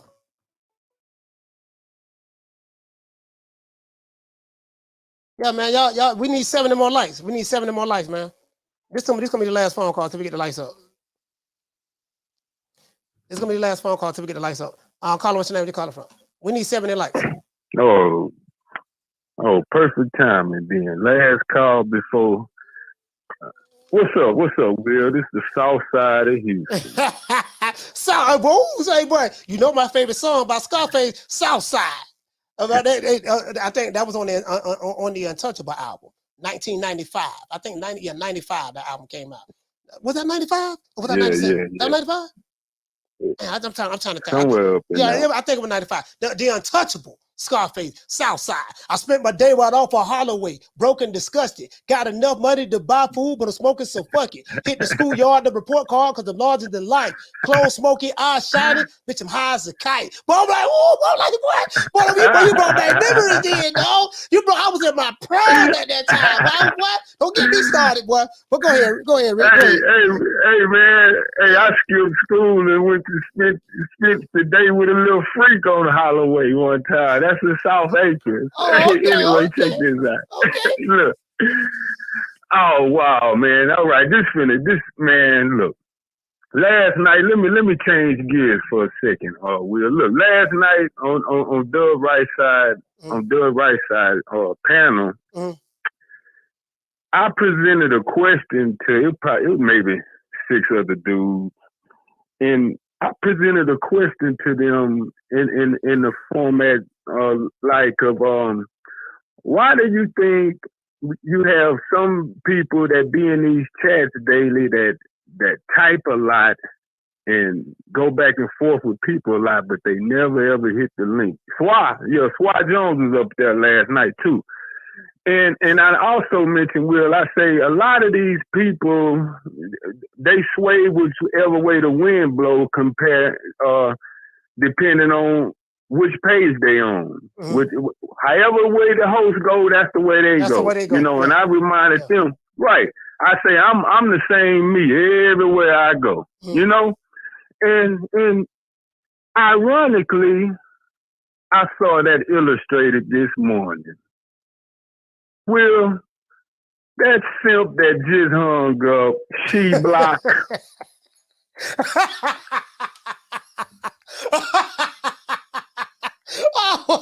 You caught my God. Listen, check it out, dog.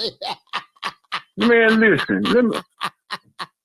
I saw this with my own eyes this morning, Will. Check it out. Listen, watch it. I need the listening audience to really hear what I'm about to say.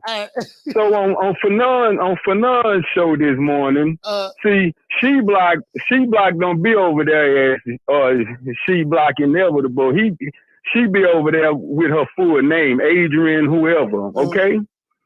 And every single day she call your show blasting Tank. Ryan gonna beat Tank ass. Am I right or wrong? Yeah, that's true. That's true. Right? Yeah, he don't like every single day. He gonna whoop Tank ass. Ryan. Well, I read with my own eyes this morning, Will. She block typed in Fanon's chat. Ryan is gonna steamroll. No, he said Tank is gonna steamroll Ryan. No. Let me repeat that. I made sure I saw that and I read it more than once. His exact words were, Tank is gonna steamroll Ryan. And that is a full-fledged illustration of how these simps just float around these chats and they phony, dog. Look, real recognize real and real surely recognize fraudulent. And that she-girl is a fraud. So he want to hoop and holler every freaking day, but dog, I know what I read this morning, and I'm not speculating, I'm not hallucinating. His exact words were, Tank is gonna steamroll Ryan. So this dude is no different than a lot of these fakers and perpetrators. They just kiss ass to the host wherever they go. Grown ass men don't do that. He just was talking about men and he typing about Oak Cliff. Man, real G's and Oak Cliff don't represent you. You ain't real, dog. Let me hang up the phone. I gotta go.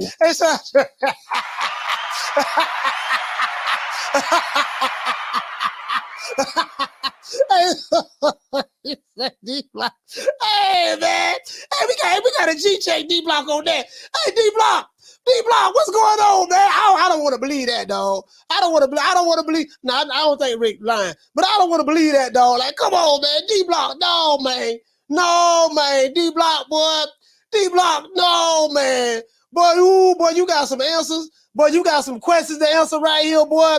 Boy, I know you ain't over there working as a double agent. Boy, no, man. No, man. I don't want to believe that there, man. Hey, Casino say believe it.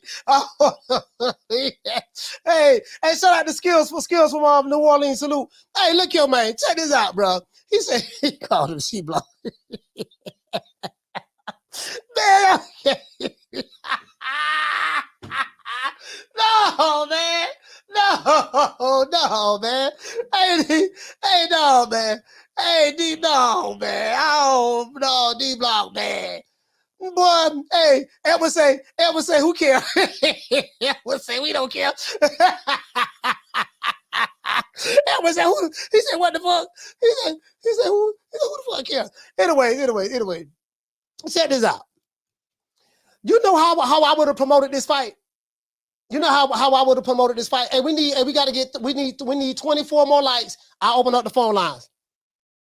We need 24 more likes. Open the phone lines back up. Hey, check this out.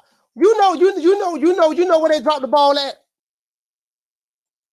I'm finna tell y'all. You know where they dropped the ball at?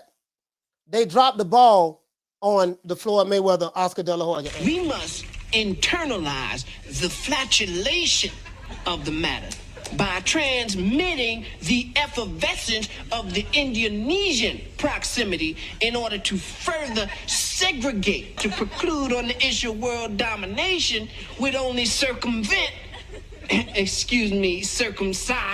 the revelation that reflects the aphrodisiac symptoms which now perpetrates the Jericho's activation. See, I don't need one of them explanations, D-Block. I need a real explanation. I don't need, okay, D-Block, is it true that you said on Fag Nine's channel that Tank Davis is going to steamroll Ryan Garcia and you are a sworn Tank Davis hater? You see, Coach, check this out. See, we must internalize the flatulation of the matter. Hey, when they're gonna do it, I'm like, oh goddamn boy, it got to be. We the Charlo twins. We known for calling everybody out. Please call these people out. Listen, the whole world's looking at you. Call these people out. What's up? It's the Jamal the Hitman Charlo. Let's get it. Who want it? Name them names, man. They know who they is. Name them names, please. The names need to be named. They know who they is. The Mexican monster. Mexican monster. Mellow. I'm gonna Clint Adams say, D-Block, check in. Check in, D-Block. D-Block, check in. Hold on, man. Hold on, D-Block, you gotta check in, man. You gotta check in. You sound like a bitch. Bitch. Man, I ain't worried about jail. Shit, man, I don't give a damn about going to jail. You can take me to jail. Take me to jail? Shit, lock me up. Lock me up. Throw away the kid. Throw away the kid. You know, man, we're gonna put some respect. We're gonna put some respect on D-Block. We're gonna put some respect on it. Nigga, when my name come up, respect it. Let's go. Stop playing with my fucking name. All three of y'all, stop playing with my name. I ain't gonna say it no more. Put some respect on my name. Anyways, you know where they dropped the ball at, dog, with this fight? Floyd Mayweather, Oscar De La Hoya angle. Let me tell you where I'm going at. It's very simple. Oscar De La Hoya and Floyd Mayweather have beef. They don't like each other, right? Oscar De La Hoya and Floyd Mayweather, we need 10 more lights. 10 more lights, open up the phone lines. Oscar De La Hoya and Floyd Mayweather fought each other. Look how coincidental this is. Oscar De La Hoya has a fighter by the name of Ryan Garcia. He's one of the top fighters in boxing. Very popular, social media. He has commercial endorsements. Very similar to Oscar De La Hoya when he was the Golden Boy. Clean cut. He kind of looked like a young Oscar. Right? Tank Davis, even though he don't look like Floyd Mayweather in stature, Oscar De La Hoya is a Mexican-American. Ryan Garcia, Mexican-American. Oscar De La Hoya was the Golden Boy, came out of the Olympics, though. Even though Ryan Garcia didn't come out of the Olympics, he's not the Golden Boy, but he has that kind of like, he has that look a little bit, you know what I mean? Strong jawline, got dimples, has a commercial appeal, stuff like that, yada, yada, yada, has commercial endorsements. He's popular on social media, but he's a fighter, boxer, right? So Tank Davis has been co-signed by Floyd Mayweather. When Adrian Broner brought Tank to Floyd Mayweather, I think Tank was like 10-0, 11-0, and then he got the co-sign. He got the co-sign from Floyd Mayweather, and then Floyd took him to Heavenly Heights. Floyd and Leonard Ellaby. You get what I'm saying? They dropped the ball right there, bro. They dropped the ball right there. I'm dead serious. Hold on, we got to get the lights up, man. We need 4 more lights for me to answer the phone. Hey, caller, hold on. Hey, we need 4 more lights. We need 4 more lights, man, for me. I got a phone call right now. I think is this D-Block? This might be D-Block. If this D-Block, we need 4 more. We got to get the lights up. We need 4 more lights. I want to answer this phone. This might be D-Block. Cause we got to put some respect. We got to put some respect. Oh, there you go. There you go. Here you go. Caller, what's your name? Where you calling from?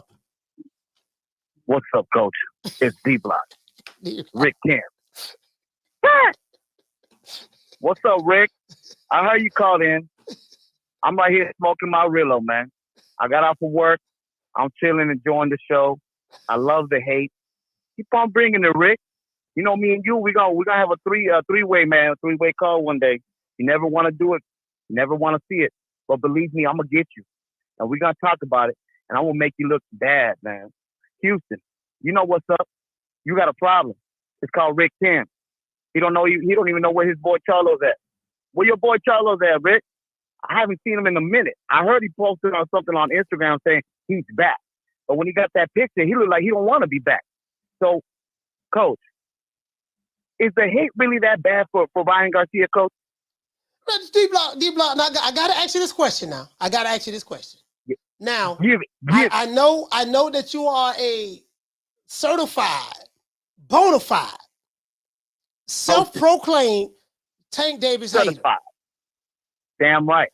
And sources say that you don't even like the second letter in the alphabet, which is B, because the city of Baltimore starts with the second letter of the alphabet. So you don't use anything that has the letter B in it. That's what sources say. I don't know how true that is, but that's okay. Is it true that you was on another channel promoting Tank Davis, saying that Tank was going to steamroll Ryan Garcia? Is that true? I just need to hear yes or no. Okay, good. Blasphemy, I tell you. Blasphemy. How dare Rick say those kind of things? How dare he try to put me down like that? Rick, that's a lie. That's a flagrant lie. And I want to tell all my people that I stand with Ryan Garcia all day 100%. I simplify that, okay? I just want to be honest with y'all. I am the biggest Tank hater of all time. Ain't no freaking Fanny the Shannon, ain't no other show going to bring that out of me to say I'm somebody else, because I'm not. I'm the truth. I come out with the truth. I say the truth. And what I believe in is that Ryan Garcia is going to knock him out. Coach, unless you got some receipts, unless Rick Tim got some receipts, then I want to see that. Because believe me, never, ever, ever, ever, ever, ever, ever will there be a me. You're never going to hear me. You're never going to see no text messages or anything like that, Coach, from me being with Shannon the Gannon, Boxing Shigo, Dante the Roxon, whatever the hell you want to call it, even Blue Blood, which at the end of the day, we got peace with him now. But, in the beginning, it wasn't like that. But now we cool. He lost a lot of fans. Let's be honest with that. Just for going on the, on the opposite side. But, that's how people are. They'll turn on you, Coach. So I'm not Blue Blood. I'm not going to turn on my boy Ryan Garcia. I am coming with you with facts every day, even two-tone. I don't like the guy. I don't respect the guy. That at the end of the day, we're in the same team, except for Canelo, because I know he don't like him. But it's okay. But, Coach, I promise you, from the bottom of my heart, me smoking my Rillo right here, relaxing, knowing that Rick King has lied to the community. Like he always lies about everything else. Blasphemy, Rick. And I want you, Rick. You got all this proof on you, Rick? Bring it, okay? Let's have a four-way call. Me, Rick Tim, Casino Like Press, Thug and D. I mean, shit, bring out all Baltimore. Let's put us in the press conference and come out with your receipt. Because believe me, you'll get so down, baby. Because D-Block is for what? For the city that I live and I respect. Okay? Baltimore, what you got for me? You ain't got nothing. And in that fight night, you ain't gonna have nothing. Your only stage you got is a 5'5", ain't got nothing, don't even know what he is. Is he a man? Does he want to be a woman? I mean, what? Does he want to wear stilettos? Does he want to wear dresses?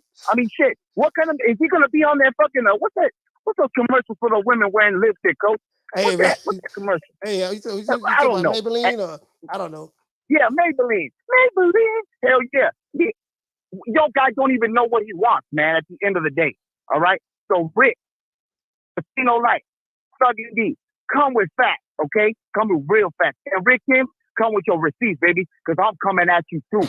D-Block, D-Town. Shout out to D-Block. Yeah, he make a valid point now. Hey, Rick, you got to have some receipts, dog. Rick, you got to have some receipts. Hey, Quentin say deflection, D-Block. Nah, but he denied it, though. Quentin, he did deny it. He said that was blasphemy. He said that was a lie. That's not true. He said that Rick is lying on him. That's what he said now. And he said that you need to come with receipts. Now you got to come with some receipts now. Now, he make a point right there. Said you got to come with receipts. So, are there any receipts? Are there any receipts, of D-Block doing this? That's all I'm saying. Are there any receipts of D-Block doing this? You know what I mean? Because, it is what it is. It got to be some receipts now. We do got to have receipts because we just can't assume. Now, even though Rick said he saw it with his own eyes. Rick say, Coach, I seen it with my own eyes. I saw this with my own eyes. I know for a fact this is what he said. Now, he do got to have the receipts, though. He do got to have the receipts. That's all I'm saying. He do got to have the receipts on that. So we do need proof. Cause I do kind of find out hard to believe that D-Block could do that. But I'm not gonna sit here and say Rick is a liar. But then two people can't be telling the truth. So Rick said he gonna get the receipts. All right, Rick. Get the receipts, baby boy. Get the receipts, Rick. Rick, get the receipts and send it to me, and I will show it on the show. I promise you, I will post it on the show. If you get them receipts, Rick, I will post them receipts on the show. Caller, what's your name? Where you calling from? Cause this casino like I said, man, I was calling in to talk to Judge Malachi about the what is it, the defendant, about the defendant, because the defendant is lying. The defendant lying, coach. Yeah. Now I've been watching this show long enough to know that Rick Sims don't strike me as the type of nigga to call up and say no bullshit like that, like it's a lie. You know what I'm saying? Yeah. It's Rick not lying, people, and he might not have no receipts because Rick, like from my understanding, he's an older guy. He's not sitting up watching the show trying to screenshot. He say he coming with the receipts. Say he coming with the receipts. Oh, he got the receipts. Mm-hmm. Oh, okay. I know that. Okay, all right, cool. But yeah, no, I don't believe Rick lying, man. D-Block, I already told you, keep your name out my mouth. I told you the other day, bro, you nothing like me, bro. That's why you was over there doing that shit you was doing. I already knew you weren't right. Any nigga sitting up smoking a cigarello, but this nigga said he's smoking a cigarello with no weed in it. Man, you can't touch that nigga. You can't touch that nigga, man. Yesterday he was smoking a Black and Mild, and today he's smoking a cigarello. Man, that man lying, man. That's enough evidence right there, man. But that's my whole argument, Judge Malachi. So I hope we get the verdict on this fuck nigga, and we get the fuck nigga the fuck about it. But that's my whole call, man. All right, shout out to Casino Life Friends. Hey, look here, man. Hey, look here. Hey, we thought we were talking about Ryan Garcia. Hey, we supposed to be talking about. I'm trying to talk about the Floyd and Oscar De La Hoya angle. Y'all don't took this show somewhere else. Hey, caller, what's the name? Where you calling from? We do need receipts though.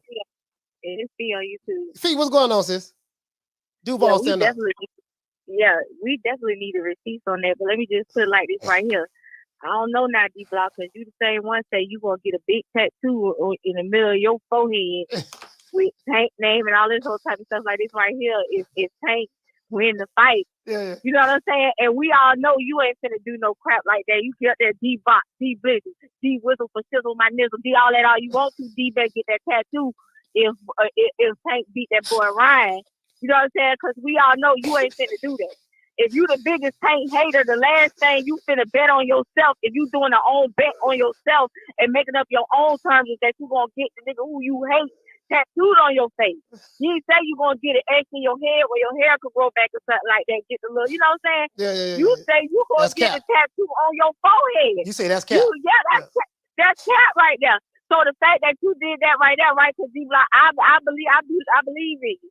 But the fact that you said you'll do something like that, and I determined that you the bold-faced, I know you ain't gonna do that because you the Tank hater, right? The biggest Tank hater would never bet on himself to do something like that. I believe Rick. You know, but Rick, you know, if he could come with the receipts, I really appreciate it. But if he don't come with he said he got the receipt. He said he gonna come with. He said he got the receipts. Well, then get what? D-Block, get ready to defend yourself. So we need answers. We need answers, and we ain't letting you plead the fifth. This ain't Dave Chappelle, baby. This ain't the real court. This a 2 media today court, and all of us is that we the judge, the jury, the prosecutor, all that. We switch the roles depending on how you come, baby. So, and you know I love you, D-Block, with the love of Christ, but I ain't having it, D-Block. You better hope that man don't cover them receipts. And I got to say. Shout out to Fee. Hey, damn, man. Hey, we trying to. Hey, wait a minute. Hey, we got to get back on code. The code, hey, we need 80 more lights. Hey, we need 80 more lights. Hey, we got to get back. We got to get back on code, man. We're trying to get to 400. Hold on.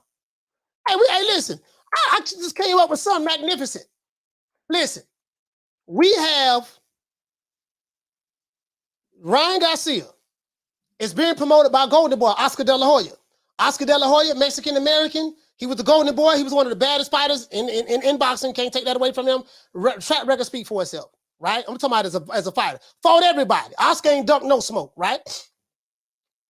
He had the pop pill. Oscar had the tenderonis, yada, yada, yada, yada. Fast forward 2023, Ryan Garcia, him and Oscar about the same height.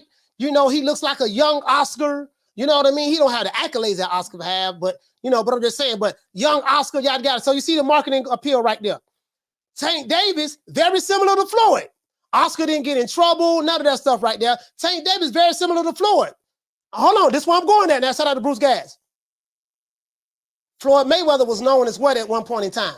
Floyd went to jail for putting hands on his baby mama. Not trying to bring that up, but these are the facts. It's public record. He went to jail. He sat in there like 45 days, something of that sort, or 90 days, something of that sort. I think they let him out early because he said he couldn't handle it or something of that sort.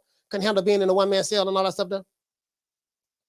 Tank Davis, going through something very similar like Floyd. Domestic, you know, well, I don't know if he got charged with anything. I don't know if he's been convicted of anything, but that's a perception of Tank. But Tank Davis is being promoted by Floyd Mayweather. Floyd Mayweather co-signed Tank, promoted him, built him up to the star that he is now. I want you to follow me on this, guys. Follow me on this. Built him up to the star he is now. Floyd Mayweather and Oscar De La Hoya have beef. They don't like each other. But they have two fighters that are on top of their game, according to the perception of whatever the case may be, right? Why they didn't promote this fight? Why they didn't promote this fight as my fighter? Like I said before, you know what I mean? Ryan Garcia, he is a TikToker. He is a YouTuber. My fighter, Tank Davis, you know, he built this following from kicking ass. This guy built this following from YouTube, yada, yada, yada. And Tank gonna kick Ryan Garcia's ass like I kick Oscar's ass, right? They, on the press conference, they should have had Floyd and Oscar there, like you get what I'm saying? Like, bruh, y'all, see, that's why they need me. This why, hey, listen. Hey, Damien, you feel me, dog? This why they need me. I'm over here giving these fools ideas, man. True. Hey, Damien, check this out, dog. Why I got to be the one thinking of all this stuff? Why I got to be the one thinking of all this? You know, he said, because Floyd and Tank got beef. Floyd and Tank ain't got no real beef. Floyd and Tank ain't got no real beef. I think that's fake, because Tank's still a Mayweather fighter. Floyd and Tank ain't got no real beef because Tank's still a Mayweather fighter. How do I know? Because Booger Ray Leonard standing right behind Tank when he giving interviews. I just saw an interview where Booger Ray was standing right next to Tank. And Tank said, my man, he's still right there. Him and Floyd ain't got no real beef. You get what I'm saying? No, they ain't got no real beef, man. Not no real beef. They may have their little issues, just like Oscar De La Hoya and Ryan Garcia. They had their little issues. But listen, trust me, they ain't got no real beef, dog. And that ain't got nothing to do with selling the fight. That ain't got nothing to do with selling the fight. Say, look here, man, you want to sell this fight, man? You want to sell this fight? Let me show y'all how we do it. Why I got to be the one to think of all of this? You get what I'm saying? Why do I have to be the one to think of all this, bro? Don't ever forget, when I found you, you was strung out on coke. When I found you, you was like a big house contemplating about killing yourself. So don't you ever forget who brought you to Big Time Boxing. I drugged you back. I brought you back. I provided food and put food on your table for your family to eat. And I'm doing it for the second time. So don't you ever forget that. I want to say L. Harvey, you say Floyd and Tank beef before every fight. Convenient. Yeah. But you get what I'm saying, though. I'm saying, bro, from a promotional standpoint, I'm telling you, if I was writing the storyline, this is going to be the storyline. You know, man, you know, and this is the thing. You have Tank Davis, Ryan Garcia, you know, two young bulls going at it. You know, Ryan Garcia is fighting for respect. He's trying to show the world that he's not a TikToker. He's trying to show the world that he's really a fighter. People forget. Like Ryan Garcia, I have to remind people, listen, man, I've had over 200 amateur fights. I was 217 and 15 and yada, yada, yada, yada, yada, yada. I've been boxing since I was 7 years old. It's not my fault that I became popular in the social media era. I'm going to tell y'all how you sell this here. Floyd, he said, guess what? I'm following the Floyd Mayweather blueprint. I'm following more of the Floyd blueprint than you are, Tank Davis. That's what I would say. Where am I going at with this? Floyd became very popular in the beginning, in the rise and the upliftment of social media. right when social media was ushering in, Floyd took advantage of that and he rose to heavenly heights. What else did he do? On the commercial level, what did he do? Floyd was on WWF, wrestling with the Big Show. He was on Dancing with the Stars, commercial appeal. He was at the Source Awards. Anywhere there was a camera, Floyd Mayweather was there. You get what I'm saying? So Ryan Garcia is pretty much doing the same thing. Ryan Garcia have commercial endorsements. Floyd didn't have that. Ryan Garcia has endorsements with Gatorade. I think he got something with the NBA. I think he has something with Maybelline or Dior. Like, he has all of these things, and he can say, "Listen, man, not only that, I have that, and I also have social media followers." In the social media era, it ain't my fault that your fighter Tank Davis is known as being a woman beater, just like you, Floyd.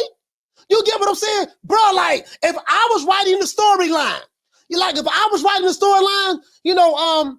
where's your promoter, Floyd? Yeah, Floyd, like I said before, yeah, man, you know what, man? Tank Davis, you are great, just like Floyd. That's right. Tank got his followers from kicking ass. And I said, guess what? He say, if I'm Floyd, Ryan Garcia, you got your followers. You got your followers from YouTube. Tank got his followers from kicking ass. You know what I would say? The only ass Tank is kicking is women. He got his followers from beating women just like you, because you was known as a woman beater, Floyd, when you beat your baby mama, and Tank Davis beat his baby mama. He known as a woman beater. So yeah, so he known for kicking ass, but he known for kicking women ass just like you was known for kicking their ass.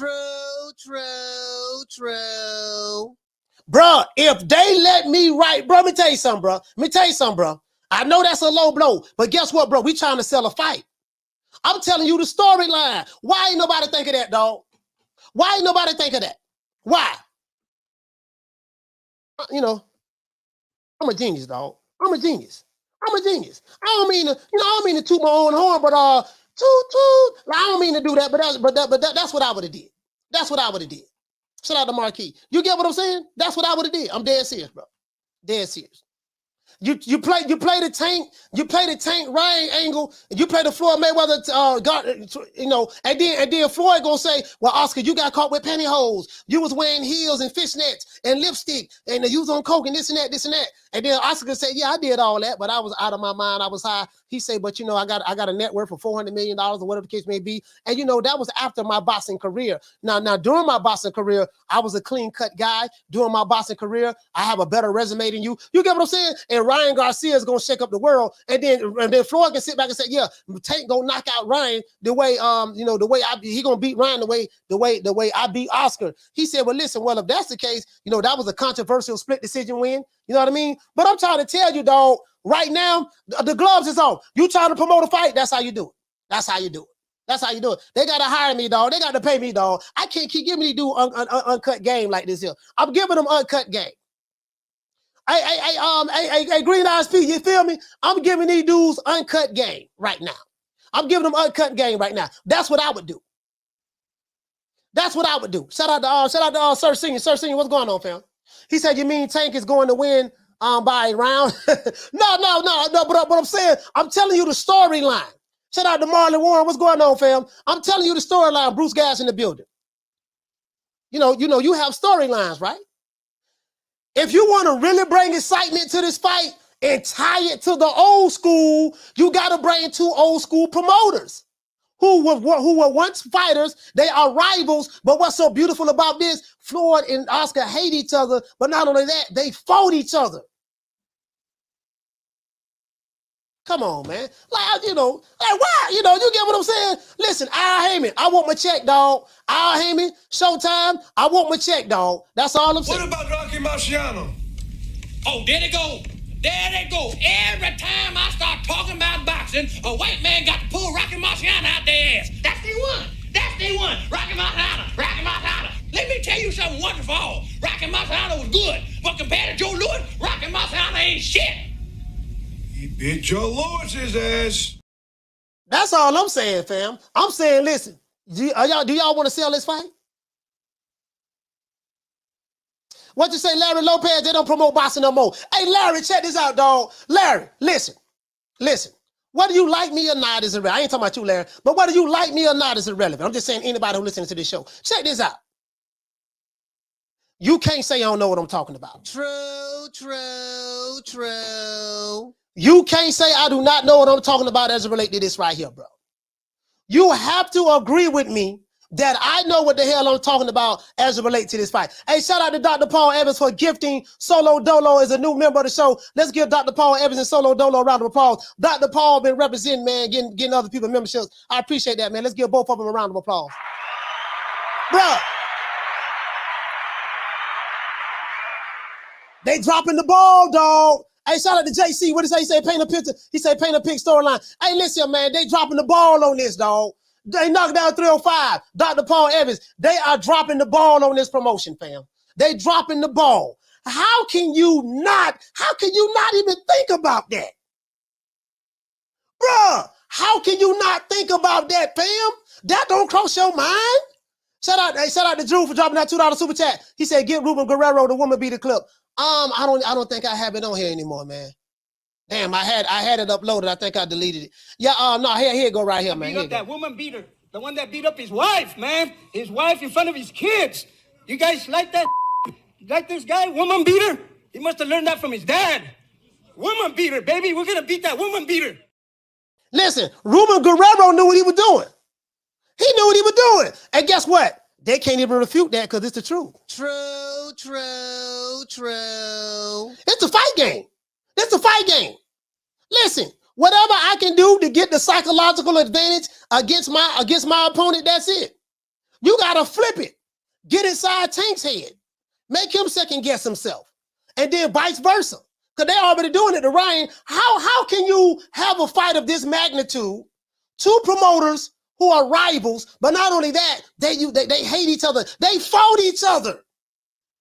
And Ryan, listen, Floyd Mayweather have the top 135 pounder in the division from a popularity standpoint, cash cow standpoint, of money and whatever the case may be. And Ryan Garcia is the next guy behind him. And Oscar De La Hoya was the golden boy, had all the commercial endorsements, the tenderonis. He was that guy, that star. And Ryan Garcia is very popular with the 20 boppers and stuff like that. Tank very popular with the 20 boppers. Floyd Mayweather went to jail for beating his baby mama. Did time for it. Got convicted of it. So this ain't no cap. We got video footage of Tank snatching up his baby mama around the neck at the basketball game. That ain't no cap. If I'm Ryan Garcia and Oscar, you gotta play that angle. And if you Floyd Mayweather and you Floyd Mayweather and Tank, you gotta play the fishnets angle, the TikTok angle, the YouTuber angle. When you throw your left foot, you have your eyes closed with your chin up in the air. Like, you gotta do that. Bro, don't nothing sell a story. Don't nothing sell a story like beef, dog. Beef sell a story. Shout out to Solo Dolo. Hey, okay. Dropping that. Bam, dub on your boy. Hey, I don't know how they ain't think of that. Super chat received. Playtime's over, boy. All I'm saying, dog, they need to hire me, dog. He said the storyline pretty much writes itself. Exactly. Solo Dolo. It writes itself, dog. You feel me? He said they need 2 meter twistity. They need that twistity, dog. Hey, Solo Dolo, the story writes itself. I didn't think of nothing magnificent. I didn't think of nothing hellified. The story writes itself. It's documented. From the bar, there's a platform stage. People pimping, sharp as razor blades. Hey, you know what? Hey, shout out to Ahmed. Hey, okay. Dropping that half for bam, hundo on your boy. Super chat received. Hey, shout out to a man dropping that half a hundo. He said salute to you, fam. He said salute to Dr. Paul Evans, man. Salute, man. From the bar, there's a platform stage. People pimping, sharp as razor blades.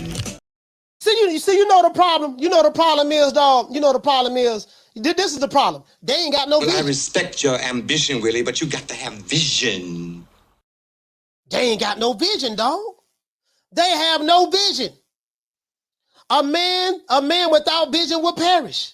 They have no vision. Do you want to raise the twistity level of this fight? The twistity? I'm saying the twistity.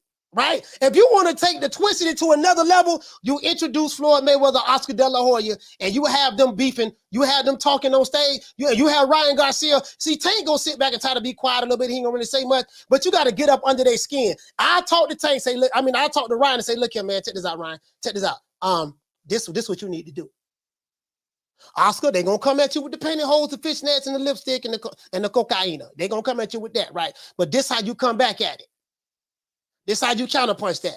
You talk about Floyd. You talk, bro, like literally, and then you tie Tank into it. Tank, like father, like son. Like pupil like protege. You following the same footsteps of Floyd Mayweather. Yeah, he is following the same footprints. I'm showing him the green print. You also showing him how to beat women like you did. True. You also showing them how to beat women like you did. Guess what? I even go a step further. Tank, you are very popular. I take my hat off to you, sir. You very popular. You are a star. But guess what? You are popular and you are a star with the wrong element of your community. What you mean? Are you trying to be racist? No. I'm not trying to be racist. What I'm saying is, how come every time you have a fight, there's a fight in the audience? They had a fight at Shakur Stevenson fight as well. How come when Tekashi 6ix9ine came to your fight a couple of years ago, they had a shooting outside of your fight? How come your audience, you bring the gangbangers, the pimps, the pushers, you bring the worst element of our society to the fights? You are no good. You's a liar. You's a cheat. You's a woman beater. You's a hoodlum. You's a thug. You everything they say you is and some. You jealous of me because I have commercial endorsements. I have commercial appeal. You know, I'm a tenderoni magnet. I don't know what handcuffs look like. You do. I don't know what a jail cell look like. You do. I don't know what fingerprints feel like. You do. I don't know what a mugshot is. You do. You get what I'm saying? So although you are a talented fighter, but you've been fighting bombs your entire career. But this bomb is taking the easy matches. Fight another bomb. Oh, bro, listen. I'm telling you, dog, they dropping the ball. True. They dropping the ball, dog. You ain't even got a real belt. You got the Reggie belt. True. Oh, bro, listen, I'm telling you, they dropping the ball. Ain't they dropping the ball, Booger Ray? Ain't they dropping the ball? And who's the next big star under Mayweather Promotions?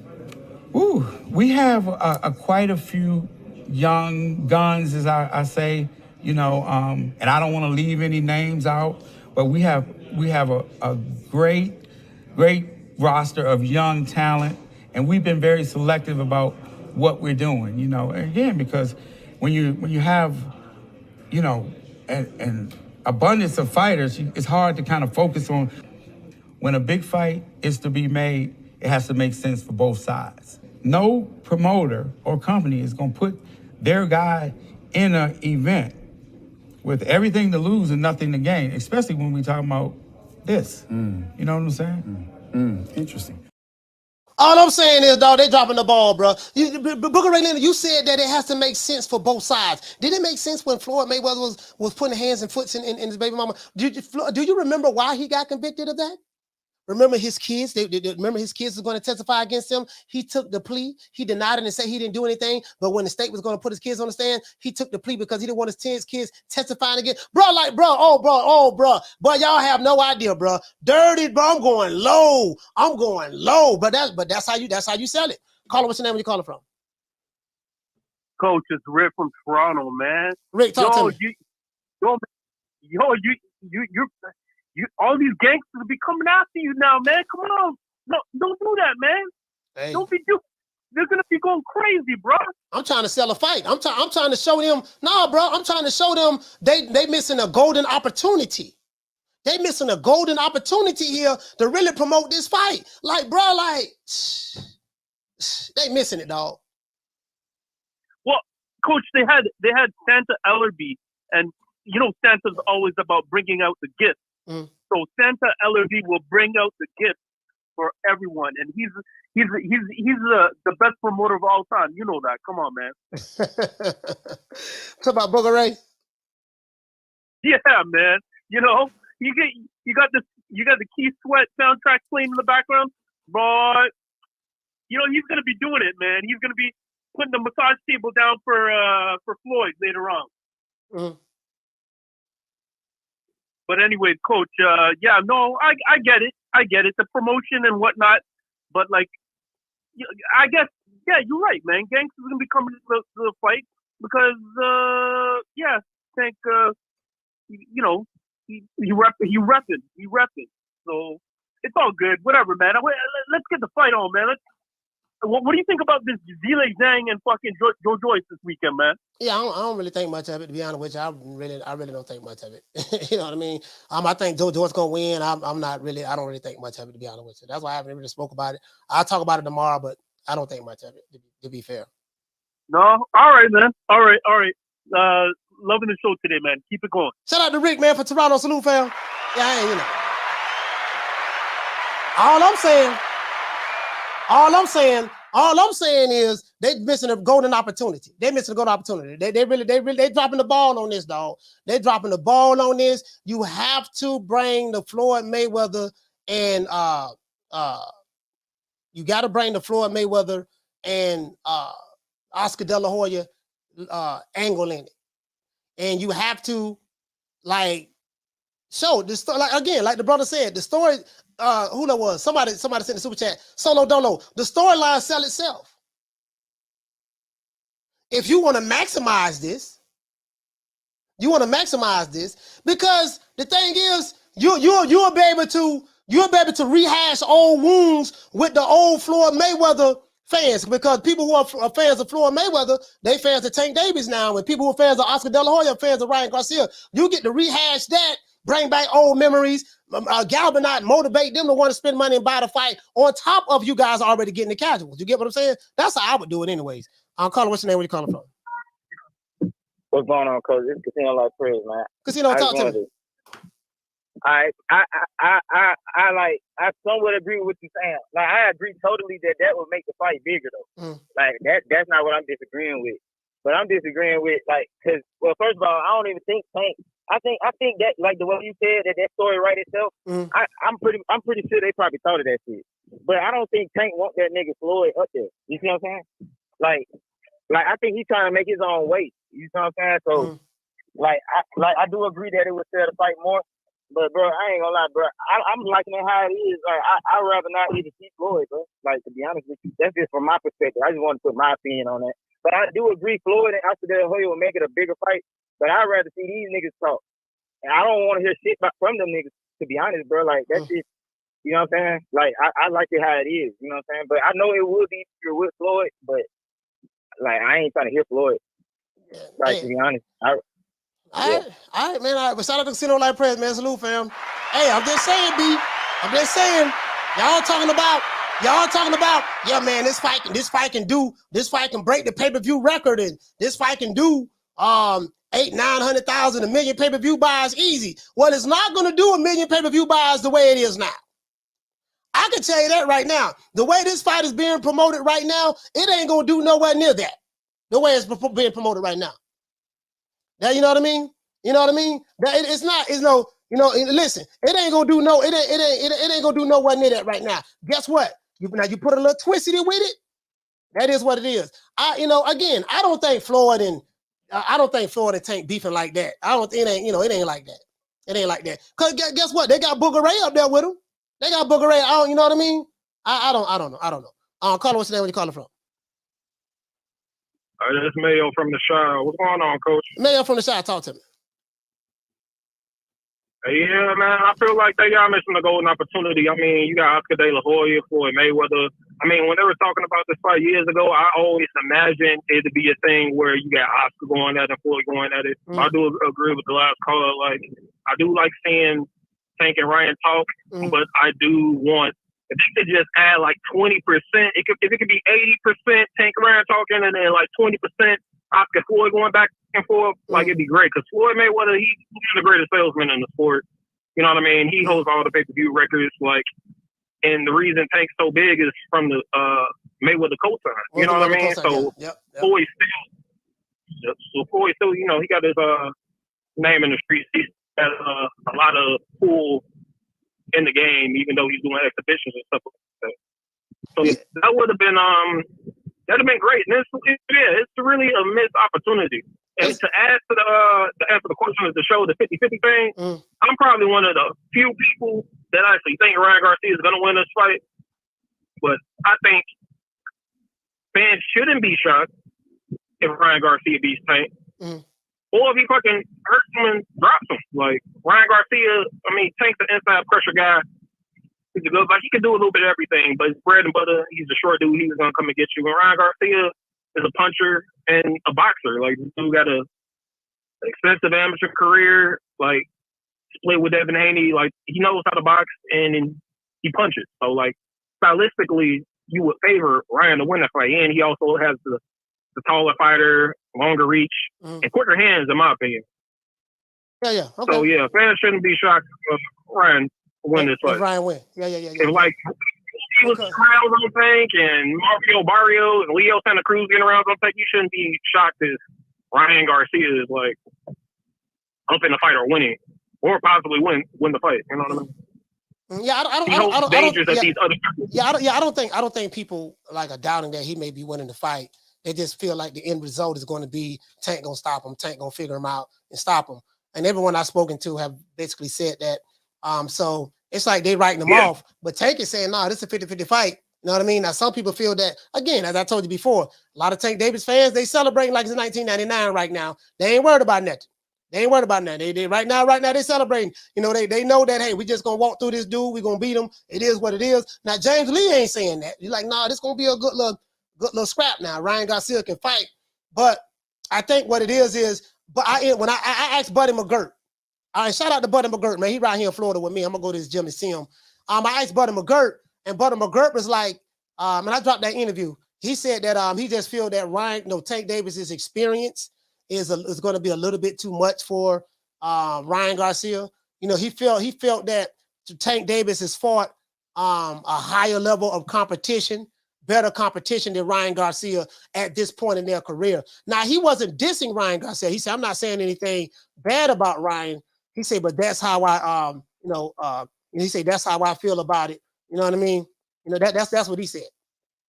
You know, but some people say, well, look, man, Tank ain't fought nobody. Some people say he ain't fought nobody. You know what I mean? He ain't fought nobody. I mean, the caliber competition Tank is faced. I mean, they going around saying to do like a 5-3 division champion. I mean, he one division champion to me. You know what I mean? Like that Pedraza, that was like his only real goal. So I mean, his caliber competition been, you know, mostly like PBC fighters. They got the best roster. You know what I mean? Not saying that Ryan has been facing killers himself, but he's just been fighting tank-sized people his entire career. So it's kind of weird to me. But I mean, Tank also has been a stranger to fighting people bigger than him. So it's going to be a good fight.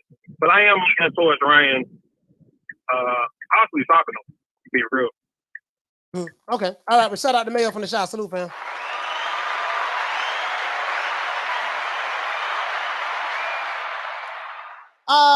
Yeah, that's a good question, Martin. I really don't know. What's my main man name? My main man said the real McCoy. He said, so the only way, I forgot what he said. He said the only way that the fighters, he said the only way that the fighters can promote themselves, they got to degrade themselves. No, Tank Davis don't have to degrade himself at all. The opposition is going to degrade him. I think you're misunderstanding what I'm saying. The opposition is going to degrade him. Tank ain't going to degrade himself in the public. Why would he do that?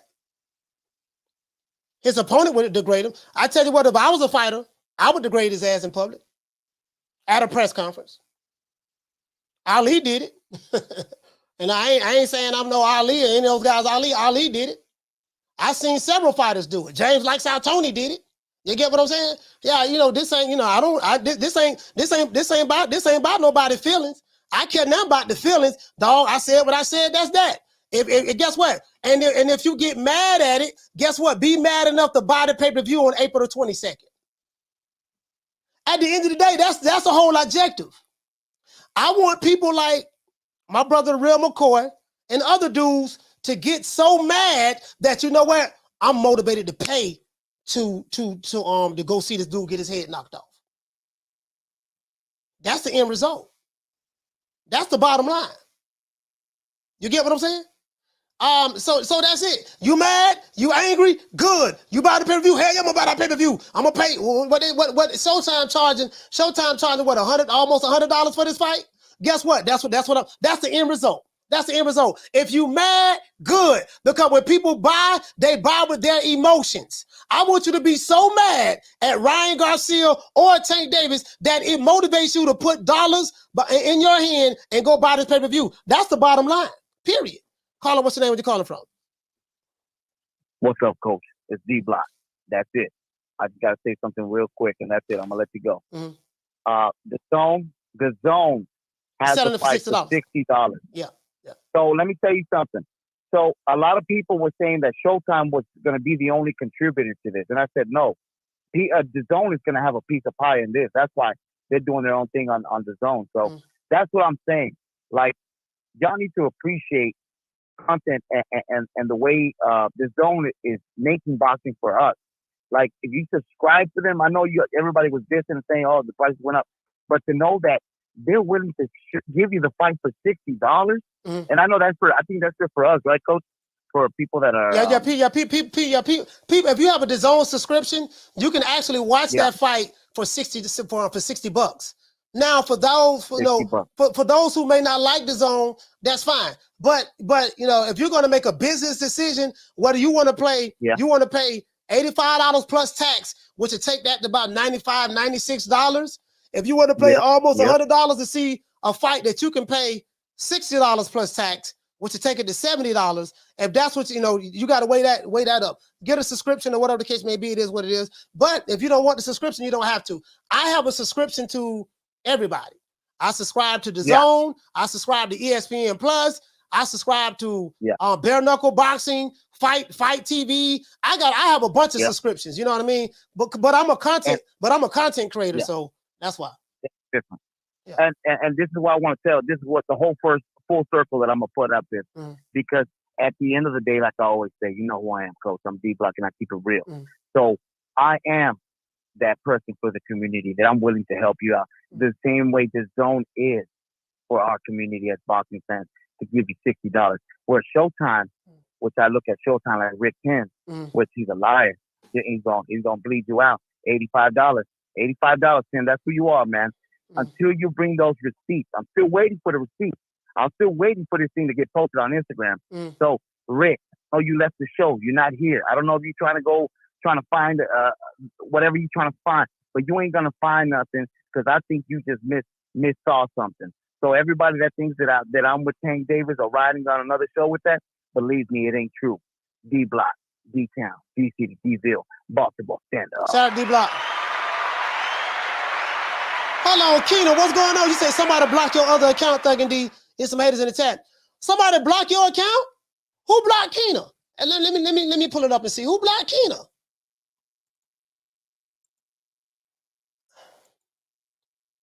Yeah, let me I don't want to get the show thrown off. If your account got blocked, Keena, don't worry about it. I'll unblock it. I'll unblock it. Yeah, I don't want to get the show thrown off. But yeah, man, all I'm saying is this here. Bro, I heard, like you got to look at some old like James Lights Out Tony promos. Of course, Muhammad Ali promos. He got his promo. He learned this game from wrestling, watching wrestling. You got to understand, like, you got to understand, like, bro, like you trying to break pay-per-view records. And if you know anything that sells, everything has storylines. Like, I'm not gonna lie, watching Tank Davis and Ryan Garcia. I mean, I'm not gonna sit here and tell you that seeing Ryan Garcia on All Access and seeing Tank on All Access, it really like motivate me. I'm getting really, really excited about it. I know that a lot of that is in production. Me being a content creator, I know that a lot of that is in the sound effects, the way they edit the film, the way they edit the footage, and all of that stuff there. Me, I'm an animated person, but you got to understand, I come from a different background. I tell you guys, I come from a sales background. And I come from a sales background, and I come from a marketing background. I come from a marketing background, and I'm a copywriter. I write sales letters for a living. I know how to write sales letter for companies to sell products and stuff like that. So I know trigger words, stuff like that. And my thing is, this is so easy. If you're objective, I don't give a damn if you if you follow Dr. Umar or follow whoever. It don't matter to me. I care nothing about your revolutionary feelings. I want you to be, at the end of the day, I want you to be so mad that you're going to buy this fight. True, true, true. You know how I know what I'm talking about? People used to pay. People used to buy Floyd Mayweather pay-per-views after Oscar De La Hoya. They used to pay to see Floyd Mayweather lose and get beat. People hated Floyd so much, they paid to see him lose. People hated Ali so much, but Ali had the hearts of the people. So Ali had a group of people who loved him. The overwhelming majority of the people loved Ali. I can't even, I don't even want to bring Ali up because there's no comparison. So, but as of late, the Floyd Mayweather, they hated him so much they paid. Hatred motivates people to spend money. True, true, true. I hate that. I hate that whole ass nigga, Coach Malachi. I hate that bitch ass nigga, Coach Malachi. I swear to God. Listen, I got some niggas right now watching this show right now. They watch me every day. I got some niggas right now watching this show, hate me, can't stand my guts. True, true, true. But guess what? At 3 o'clock, their ass gonna be right here. True, true, true. And they'll watch the entire show. They hate me with a passion. But they listen, I got Fagnon. I got She Goes. I got the Chump Sides. I have the Alphabet Boy. Listen, I got niggas hate me right now with a passion. But guess what? They help me grow. They help us get over 20,000, and they watch us every goddamn day. True, true, true. It works. Shout out to Jackie Hernandez. Hey, okay. Dropping that quarter over. Bam, double your boy. Hey, Leroy. Super chat received. Playtime's over, boy. Hey, shout out to Jackie Hernandez. Salute. Down from the bar, there's a platform stage. People pimping, sharp as razor blades. Well, I know what I'm talking about. Listen, I know what I'm talking about, dog. I know what I'm talking about. Listen, when you tap into people's emotions, emotions are very powerful. Remember that song by H-Town? Emotions make you cry sometimes. Emotions make you laugh sometimes. Emotions. You know what I learned in sales? This is what I learned in sales. And in marketing, especially in marketing, but in sales, right? If I can tap into your emotions, I can get your money out your pocket. True, true, true. They teach you that in sales. They teach you that in sales. He say, Coach, come on, Coach, why you dissing Chump Side? He said, the man is intelligent. Hey, that fuck nigga don't like me and I don't like him. But, whatever issues I may have with him or whatever issues he may have with me, my brother, that nigga did a whole live on me for what somebody told me. Whatever issues I may have with him, whatever issues he may have with me, that ain't got nothing to do with you, fam. But fuck that nigga. And I mean that. And you can tell him I said that. I don't give a fuck about him, Fagnon, She Goes. I don't give a fuck about none of them niggas. And if somebody want to unsubscribe because of my position, you can unsubscribe. I really don't care. I will replace you. True, true, true. I stand on what I say. One thing about me, I stand on what I say, and I do not deride for no subscribers. I don't do that. Just being honest with you. Just being honest with you. And it is what it is. Now, when you tap into somebody's emotions, you can get whatever you want out of them. Niggas will support you because they love you, and niggas will support you because they hate you. It works in the reverse. It works in the reverse. You get what I'm saying? It is what it is. If they hate you, they go. Matter of fact, you know what I found? If they hate you, they gonna support you even more. True, true, true. If they hate you, they will support you even more. I'm gonna tell you why. Because this how this works. It's very easy. It's very easy. And Floyd Mayweather told you best. They hated Floyd Mayweather so much. When I say they, I mean people who hated him. Floyd Mayweather, and he turned a lot of people off, like even black people. Floyd used to do shit like Floyd was on the Source Awards, WWF, Dance with the Stars, all that stuff, right? Floyd used to, I remember, I'll never forget this. I remember when Floyd Mayweather, when Barack Obama became the president, right?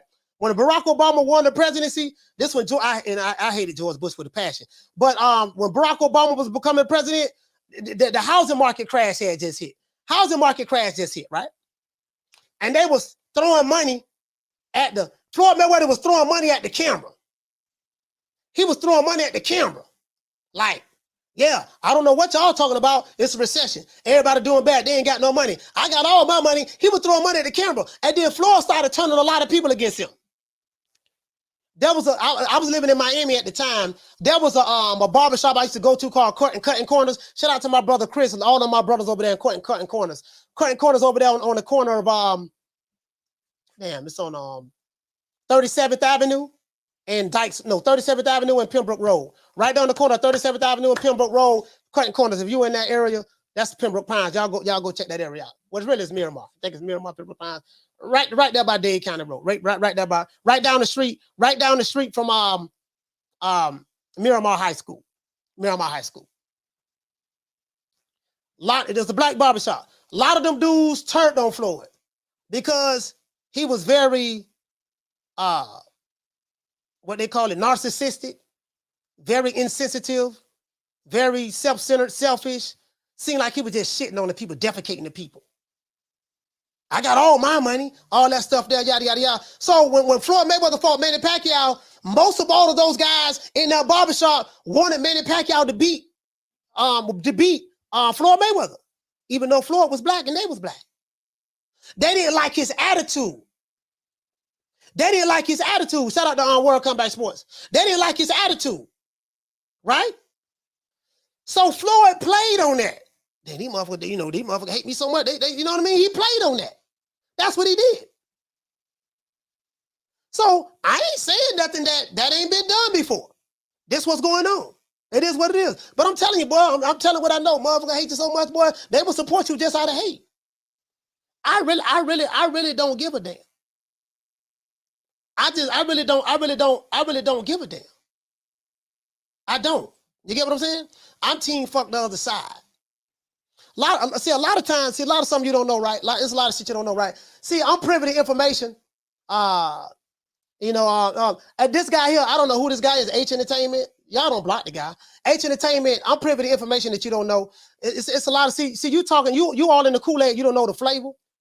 You all in the Kool-Aid, H Entertainment, you don't know the flavor. You don't know what's going on.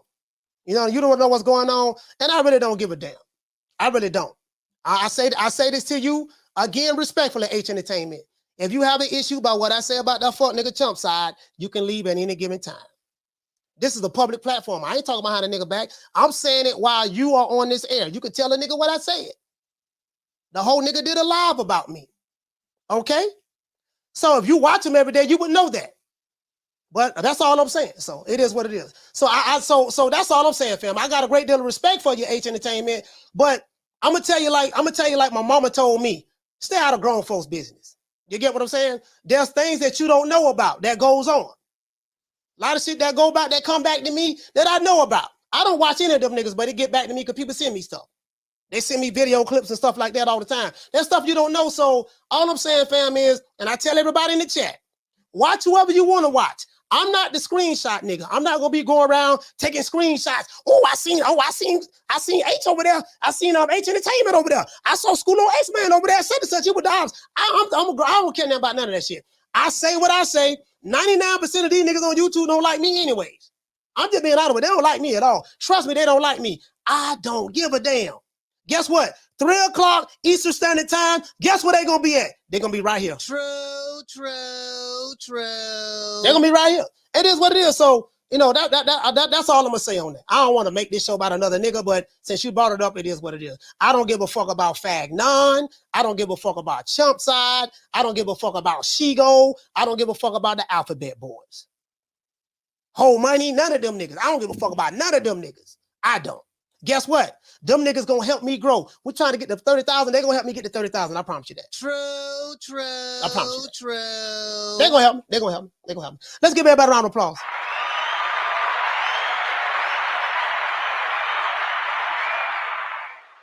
Hey, man, I call it what it is, man. It is what it is. I'm team fuck the other side for real, dog.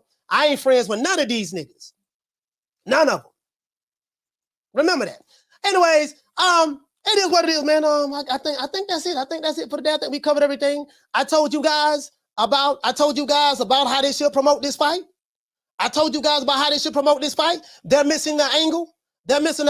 What did say, sis? She say exactly. Adults don't have time to police people. Hey, Lisa, I'm 49 years old. You know, I don't give a damn. Hey, Lisa, you know me. I've been the same way since I started my channel. I started my channel January 2021, I think. Guess what? I started my channel January 2021. Guess what? Ain't nothing changed.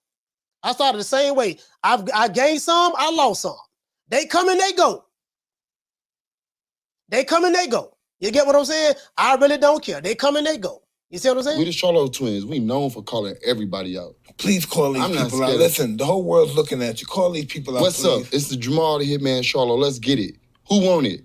Name them names, man. They know who they is. Name them names, please. The names need to be named. They know who they is. The Mexican monster. Mexican monster. Mellow. Shout out to my dog, Booger Ray. And shut that soft ass shit up. And the best man Shut to that win. that's some soft ass shit. Shut that soft ass shit up. All that soft talking. I know you can do it, man. You got the. Man, shut that soft ass shit up. It is what it is, man. Shout out to Jamel Charlo. Now do you retire or do you take one of the toughest fights of your career against a young black African-American stud who's been working his ass off since he was 8 years old? Do my brother put it all on the line then? So if not, then come see me. I want some smoke. I want it all, baby. Put out the money, Mayweather. But when you are put in a certain position, he should be he's able to, like me. You know, when I was in a position, I can pick and choose who I want to, because I earned that right. Some of these niggas, they say this nigga need to go to jail. For real? You sound like a bitch. Bitch. Man, I ain't worried about jail. Shit, man, I don't give a damn about going to jail. Nigga, take me to jail. Take me to jail? Shit, lock me up. Lock me up. Throw away the key. Throw away the key. And phone lines be open every day, man. Y'all know me. Listen, I be live every day. Hey, Fotex said Coach did get a little soft over the year. Hey, Hey, listen. Hey, Fotex, you would knock down 305 said that. He said, yeah, man, Coach don't got soft, dog. Like, dog, I remember he used to flame. Like, bro, I literally have toned down a little bit. I tried to turn the other cheek. I literally have toned down a little bit. Like my nigga, I used to get gun emojis every goddamn day. I used to get threatened gun emojis, emails, DMs. Them niggas, they don't do that as much no more because the shit didn't work. Niggas told me that I better not go to the fight. Guess what? I went to the fights. Niggas said you better not come to the city. Guess what? I went to cities. You know what I mean? So, because a lot of these niggas, they ain't gonna do that anyway. But you get what I'm saying, though? So, it is what it is. But what we gonna do, we gonna say a special prayer for them whole ass niggas who got beef with Coach Malachi. And I want you to hold on to God's unchanging hand, because he helped Joshua fight the battle of Jericho. Yes. He helped Daniel get out the lion's den. He helped Gilligan get off the island. Lord. And it is what it is, man. Shout out to my dog, the Shogun of Heart. Am I the meanest? Sure enough. Am I the prettiest? Sure enough. Am I the baddest mofo low down around this town? Sure enough. Well, who am I? Sure enough. Who am I? Sure enough. I can't hear you. Sure enough. Shogun of Harlem. Nigga, just tell him, nigga, plead the fifth, nigga, plead the fifth. I plead the fifth. I plead the fifth. 5, 1, 2, 3, 4, 5. Anything you say, 5. Go ahead, ask me a question. Did you? 5. It is what it is, man. Hey, you know what? Hey, guess what? They ain't gotta like it, but a nigga better respect. Nigga, when my name come up, respect it. Let's go. Stop playing with my fucking name. All three of y'all, stop playing with my name. I ain't gonna say it no more. Put some respect on my name. And I'm gonna tell you like I tell anybody. This social media is called free will. If you freely brought your ass over here, guess what? You can freely leave and don't never come back again. And I say that respectfully. Shout out to Two-Tone the Superstar. Oh, pussy ass nigga, what's going on, boy? I'm telling you, boy, I'm knock your fuck ass out, boy. Blow for blow, pound for pound, nigga. I got the title, nigga. I'm telling you, boy, for the knock one of you what kind of niggas out. Nigga, I got these hands, nigga. I'm throwing them paws at the nigga for knock your ass down again, nigga. Get your ass back up, nigga. Don't run, nigga. Don't run, nigga. I'm telling you, boy, I want a hole of smoke. Nigga, I'm throwing them paws, nigga. I'm putting them hands on you, nigga. I told you what I'm gonna do to you, nigga. Catch you with the check left hook. Nigga, check left hook, nigga. I told you, boy, pound for pound, nigga. I'm the best. This more action than any Devin Haney fight. Put these paws on you, nigga. I told you, I got your back up, nigga. I got your back up. Nigga, watch that check left foot, knock your ass down again, nigga. I'm telling you, boy, it is what it is, nigga. I'm gonna make it do what it do. I'm telling you, boy, we ain't even playing over here, boy. Hey, you know what, though, man? Hey, you know what? Hey, guess what? Shout out to that dude. Shout out to that dude who broke down on his knees and cried in front of all those Tenderonis when he saw Floyd Mayweather. Oh, my God, I respected him. I respected him. Oh, my God. I respected him. Oh, my God. Give him oh, my God. You second to God, champ. No. I didn't listen. I respect him. I'm sorry. I respect him. Come on for the nigga pass out. Take the picture before you pass out. Yeah, get him before he pass out. Yeah. Hold him up. Yo, we gotta take this guy everywhere. Yeah. Yo, champ. He needs air. You need air. Take the picture. Take the picture before you face the picture. That's my hero, right? That's my hero. One more. It takes a lot to do. All right, why you pushing? Don't worry about it. I got you, all right?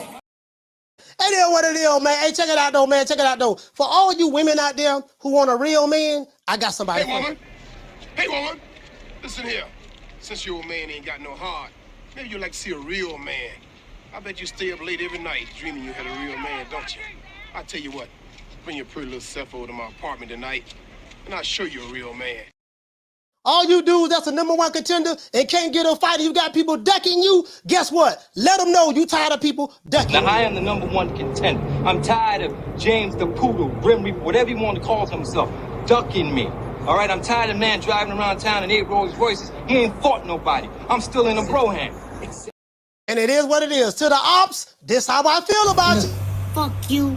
Fuck the plane you flew in on. Fuck them shoes. Fuck the socks with the bell on it. Fuck them cheap-ass cigars. Fuck your yuck-mouth teeth. Fuck your hairpiece. Fuck your chocolate. Fuck Guy Ritchie. Fuck Prince William. Fuck the Queen. This is America. My president is black and my Lambo is blue, nigga. Now get the fuck out of my hotel room. And if I see you in the street, I'm slapping the shit out of you. Oh, yeah, we can't end this show without thanking our Lord and Savior, Mr. Al Hammond. Well, you know, I guess I gotta be like everybody else and thank Al Hammond. I can quit my job now, baby. 6 figures, baby. You feel me? But a name. Do you have a name? Oh, nah, I ain't got no name, you know. Name them names, man. They know who they is. Name them names, please. The names need to be named. They know who they is. The Mexican monster. You know what, man? And shout out to all of the, not only the Tenderonis, but shout out to my dog, Booger Ray Leonard. You guys know I like Booger Ray, even though Booger Ray don't like me, really. But that's okay. I never met him before in my life, but that's okay. But dog, shout out to my dog, Booger Ray, and shout out to Eddie the Hitman Hearns. Hopefully, we get that fight. Sunshine when Tank's gone. I'll smack the shit out of him in front of everybody. Only dark times for you. I mean, just throw Haney's name in the hat. There is no fucking hat. Ain't no sunshine when Tank's gone. I don't play them type of games. Leonard L.B. Why you always talking about me? Didn't you fucking learn your lesson from that? With AJ? Ain't no sunshine when Tank's gone. I'll knock that motherfucker's hole out. Period. Only dark times for you. Ain't no hats to throw nothing in here. We're running a fucking business. Ain't no sunshine when Tank's gone. You fucking idiot. Leonard L.B. Why you always talking about? Yeah, man, it is what it is, man. Once again, this song, man. This our boy, Coach Malachi Williams, signing out. 2 minutes today, USA Boxing. Oh, you know, we can't go now. You know what? Tomorrow, Friday. Tomorrow's Tenderoni Fridays. Y'all ain't gonna want to miss tomorrow, so tomorrow's still gonna be a good one. You know what, man? Let's hit it with a little Devin Haney dance. I know a lot of you guys love Devin Haney. Devin the Dream Haney. This dance is for you.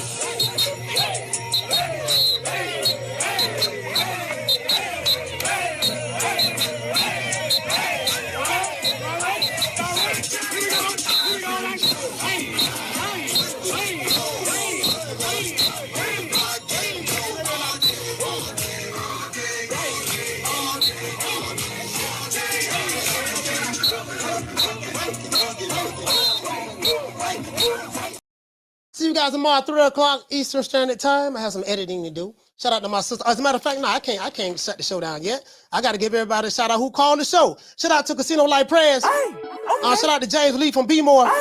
Shout out to Drew from LA. Shout out to Martin from Oakland. Shout out to Ron from Vermont. Shout out to Uncle Charles from Alabama. Shout out to D-Block from Dallas, Texas. Shout out to Rick from Houston. Shout out to Fee from Duval County. And shout out to Rick from Toronto. And shout out to Mayo from the Shop. Once again, this song is our boy Coach Malachi Williams signing out. I'll holler at you guys tomorrow, 3 o'clock Eastern Standard Time.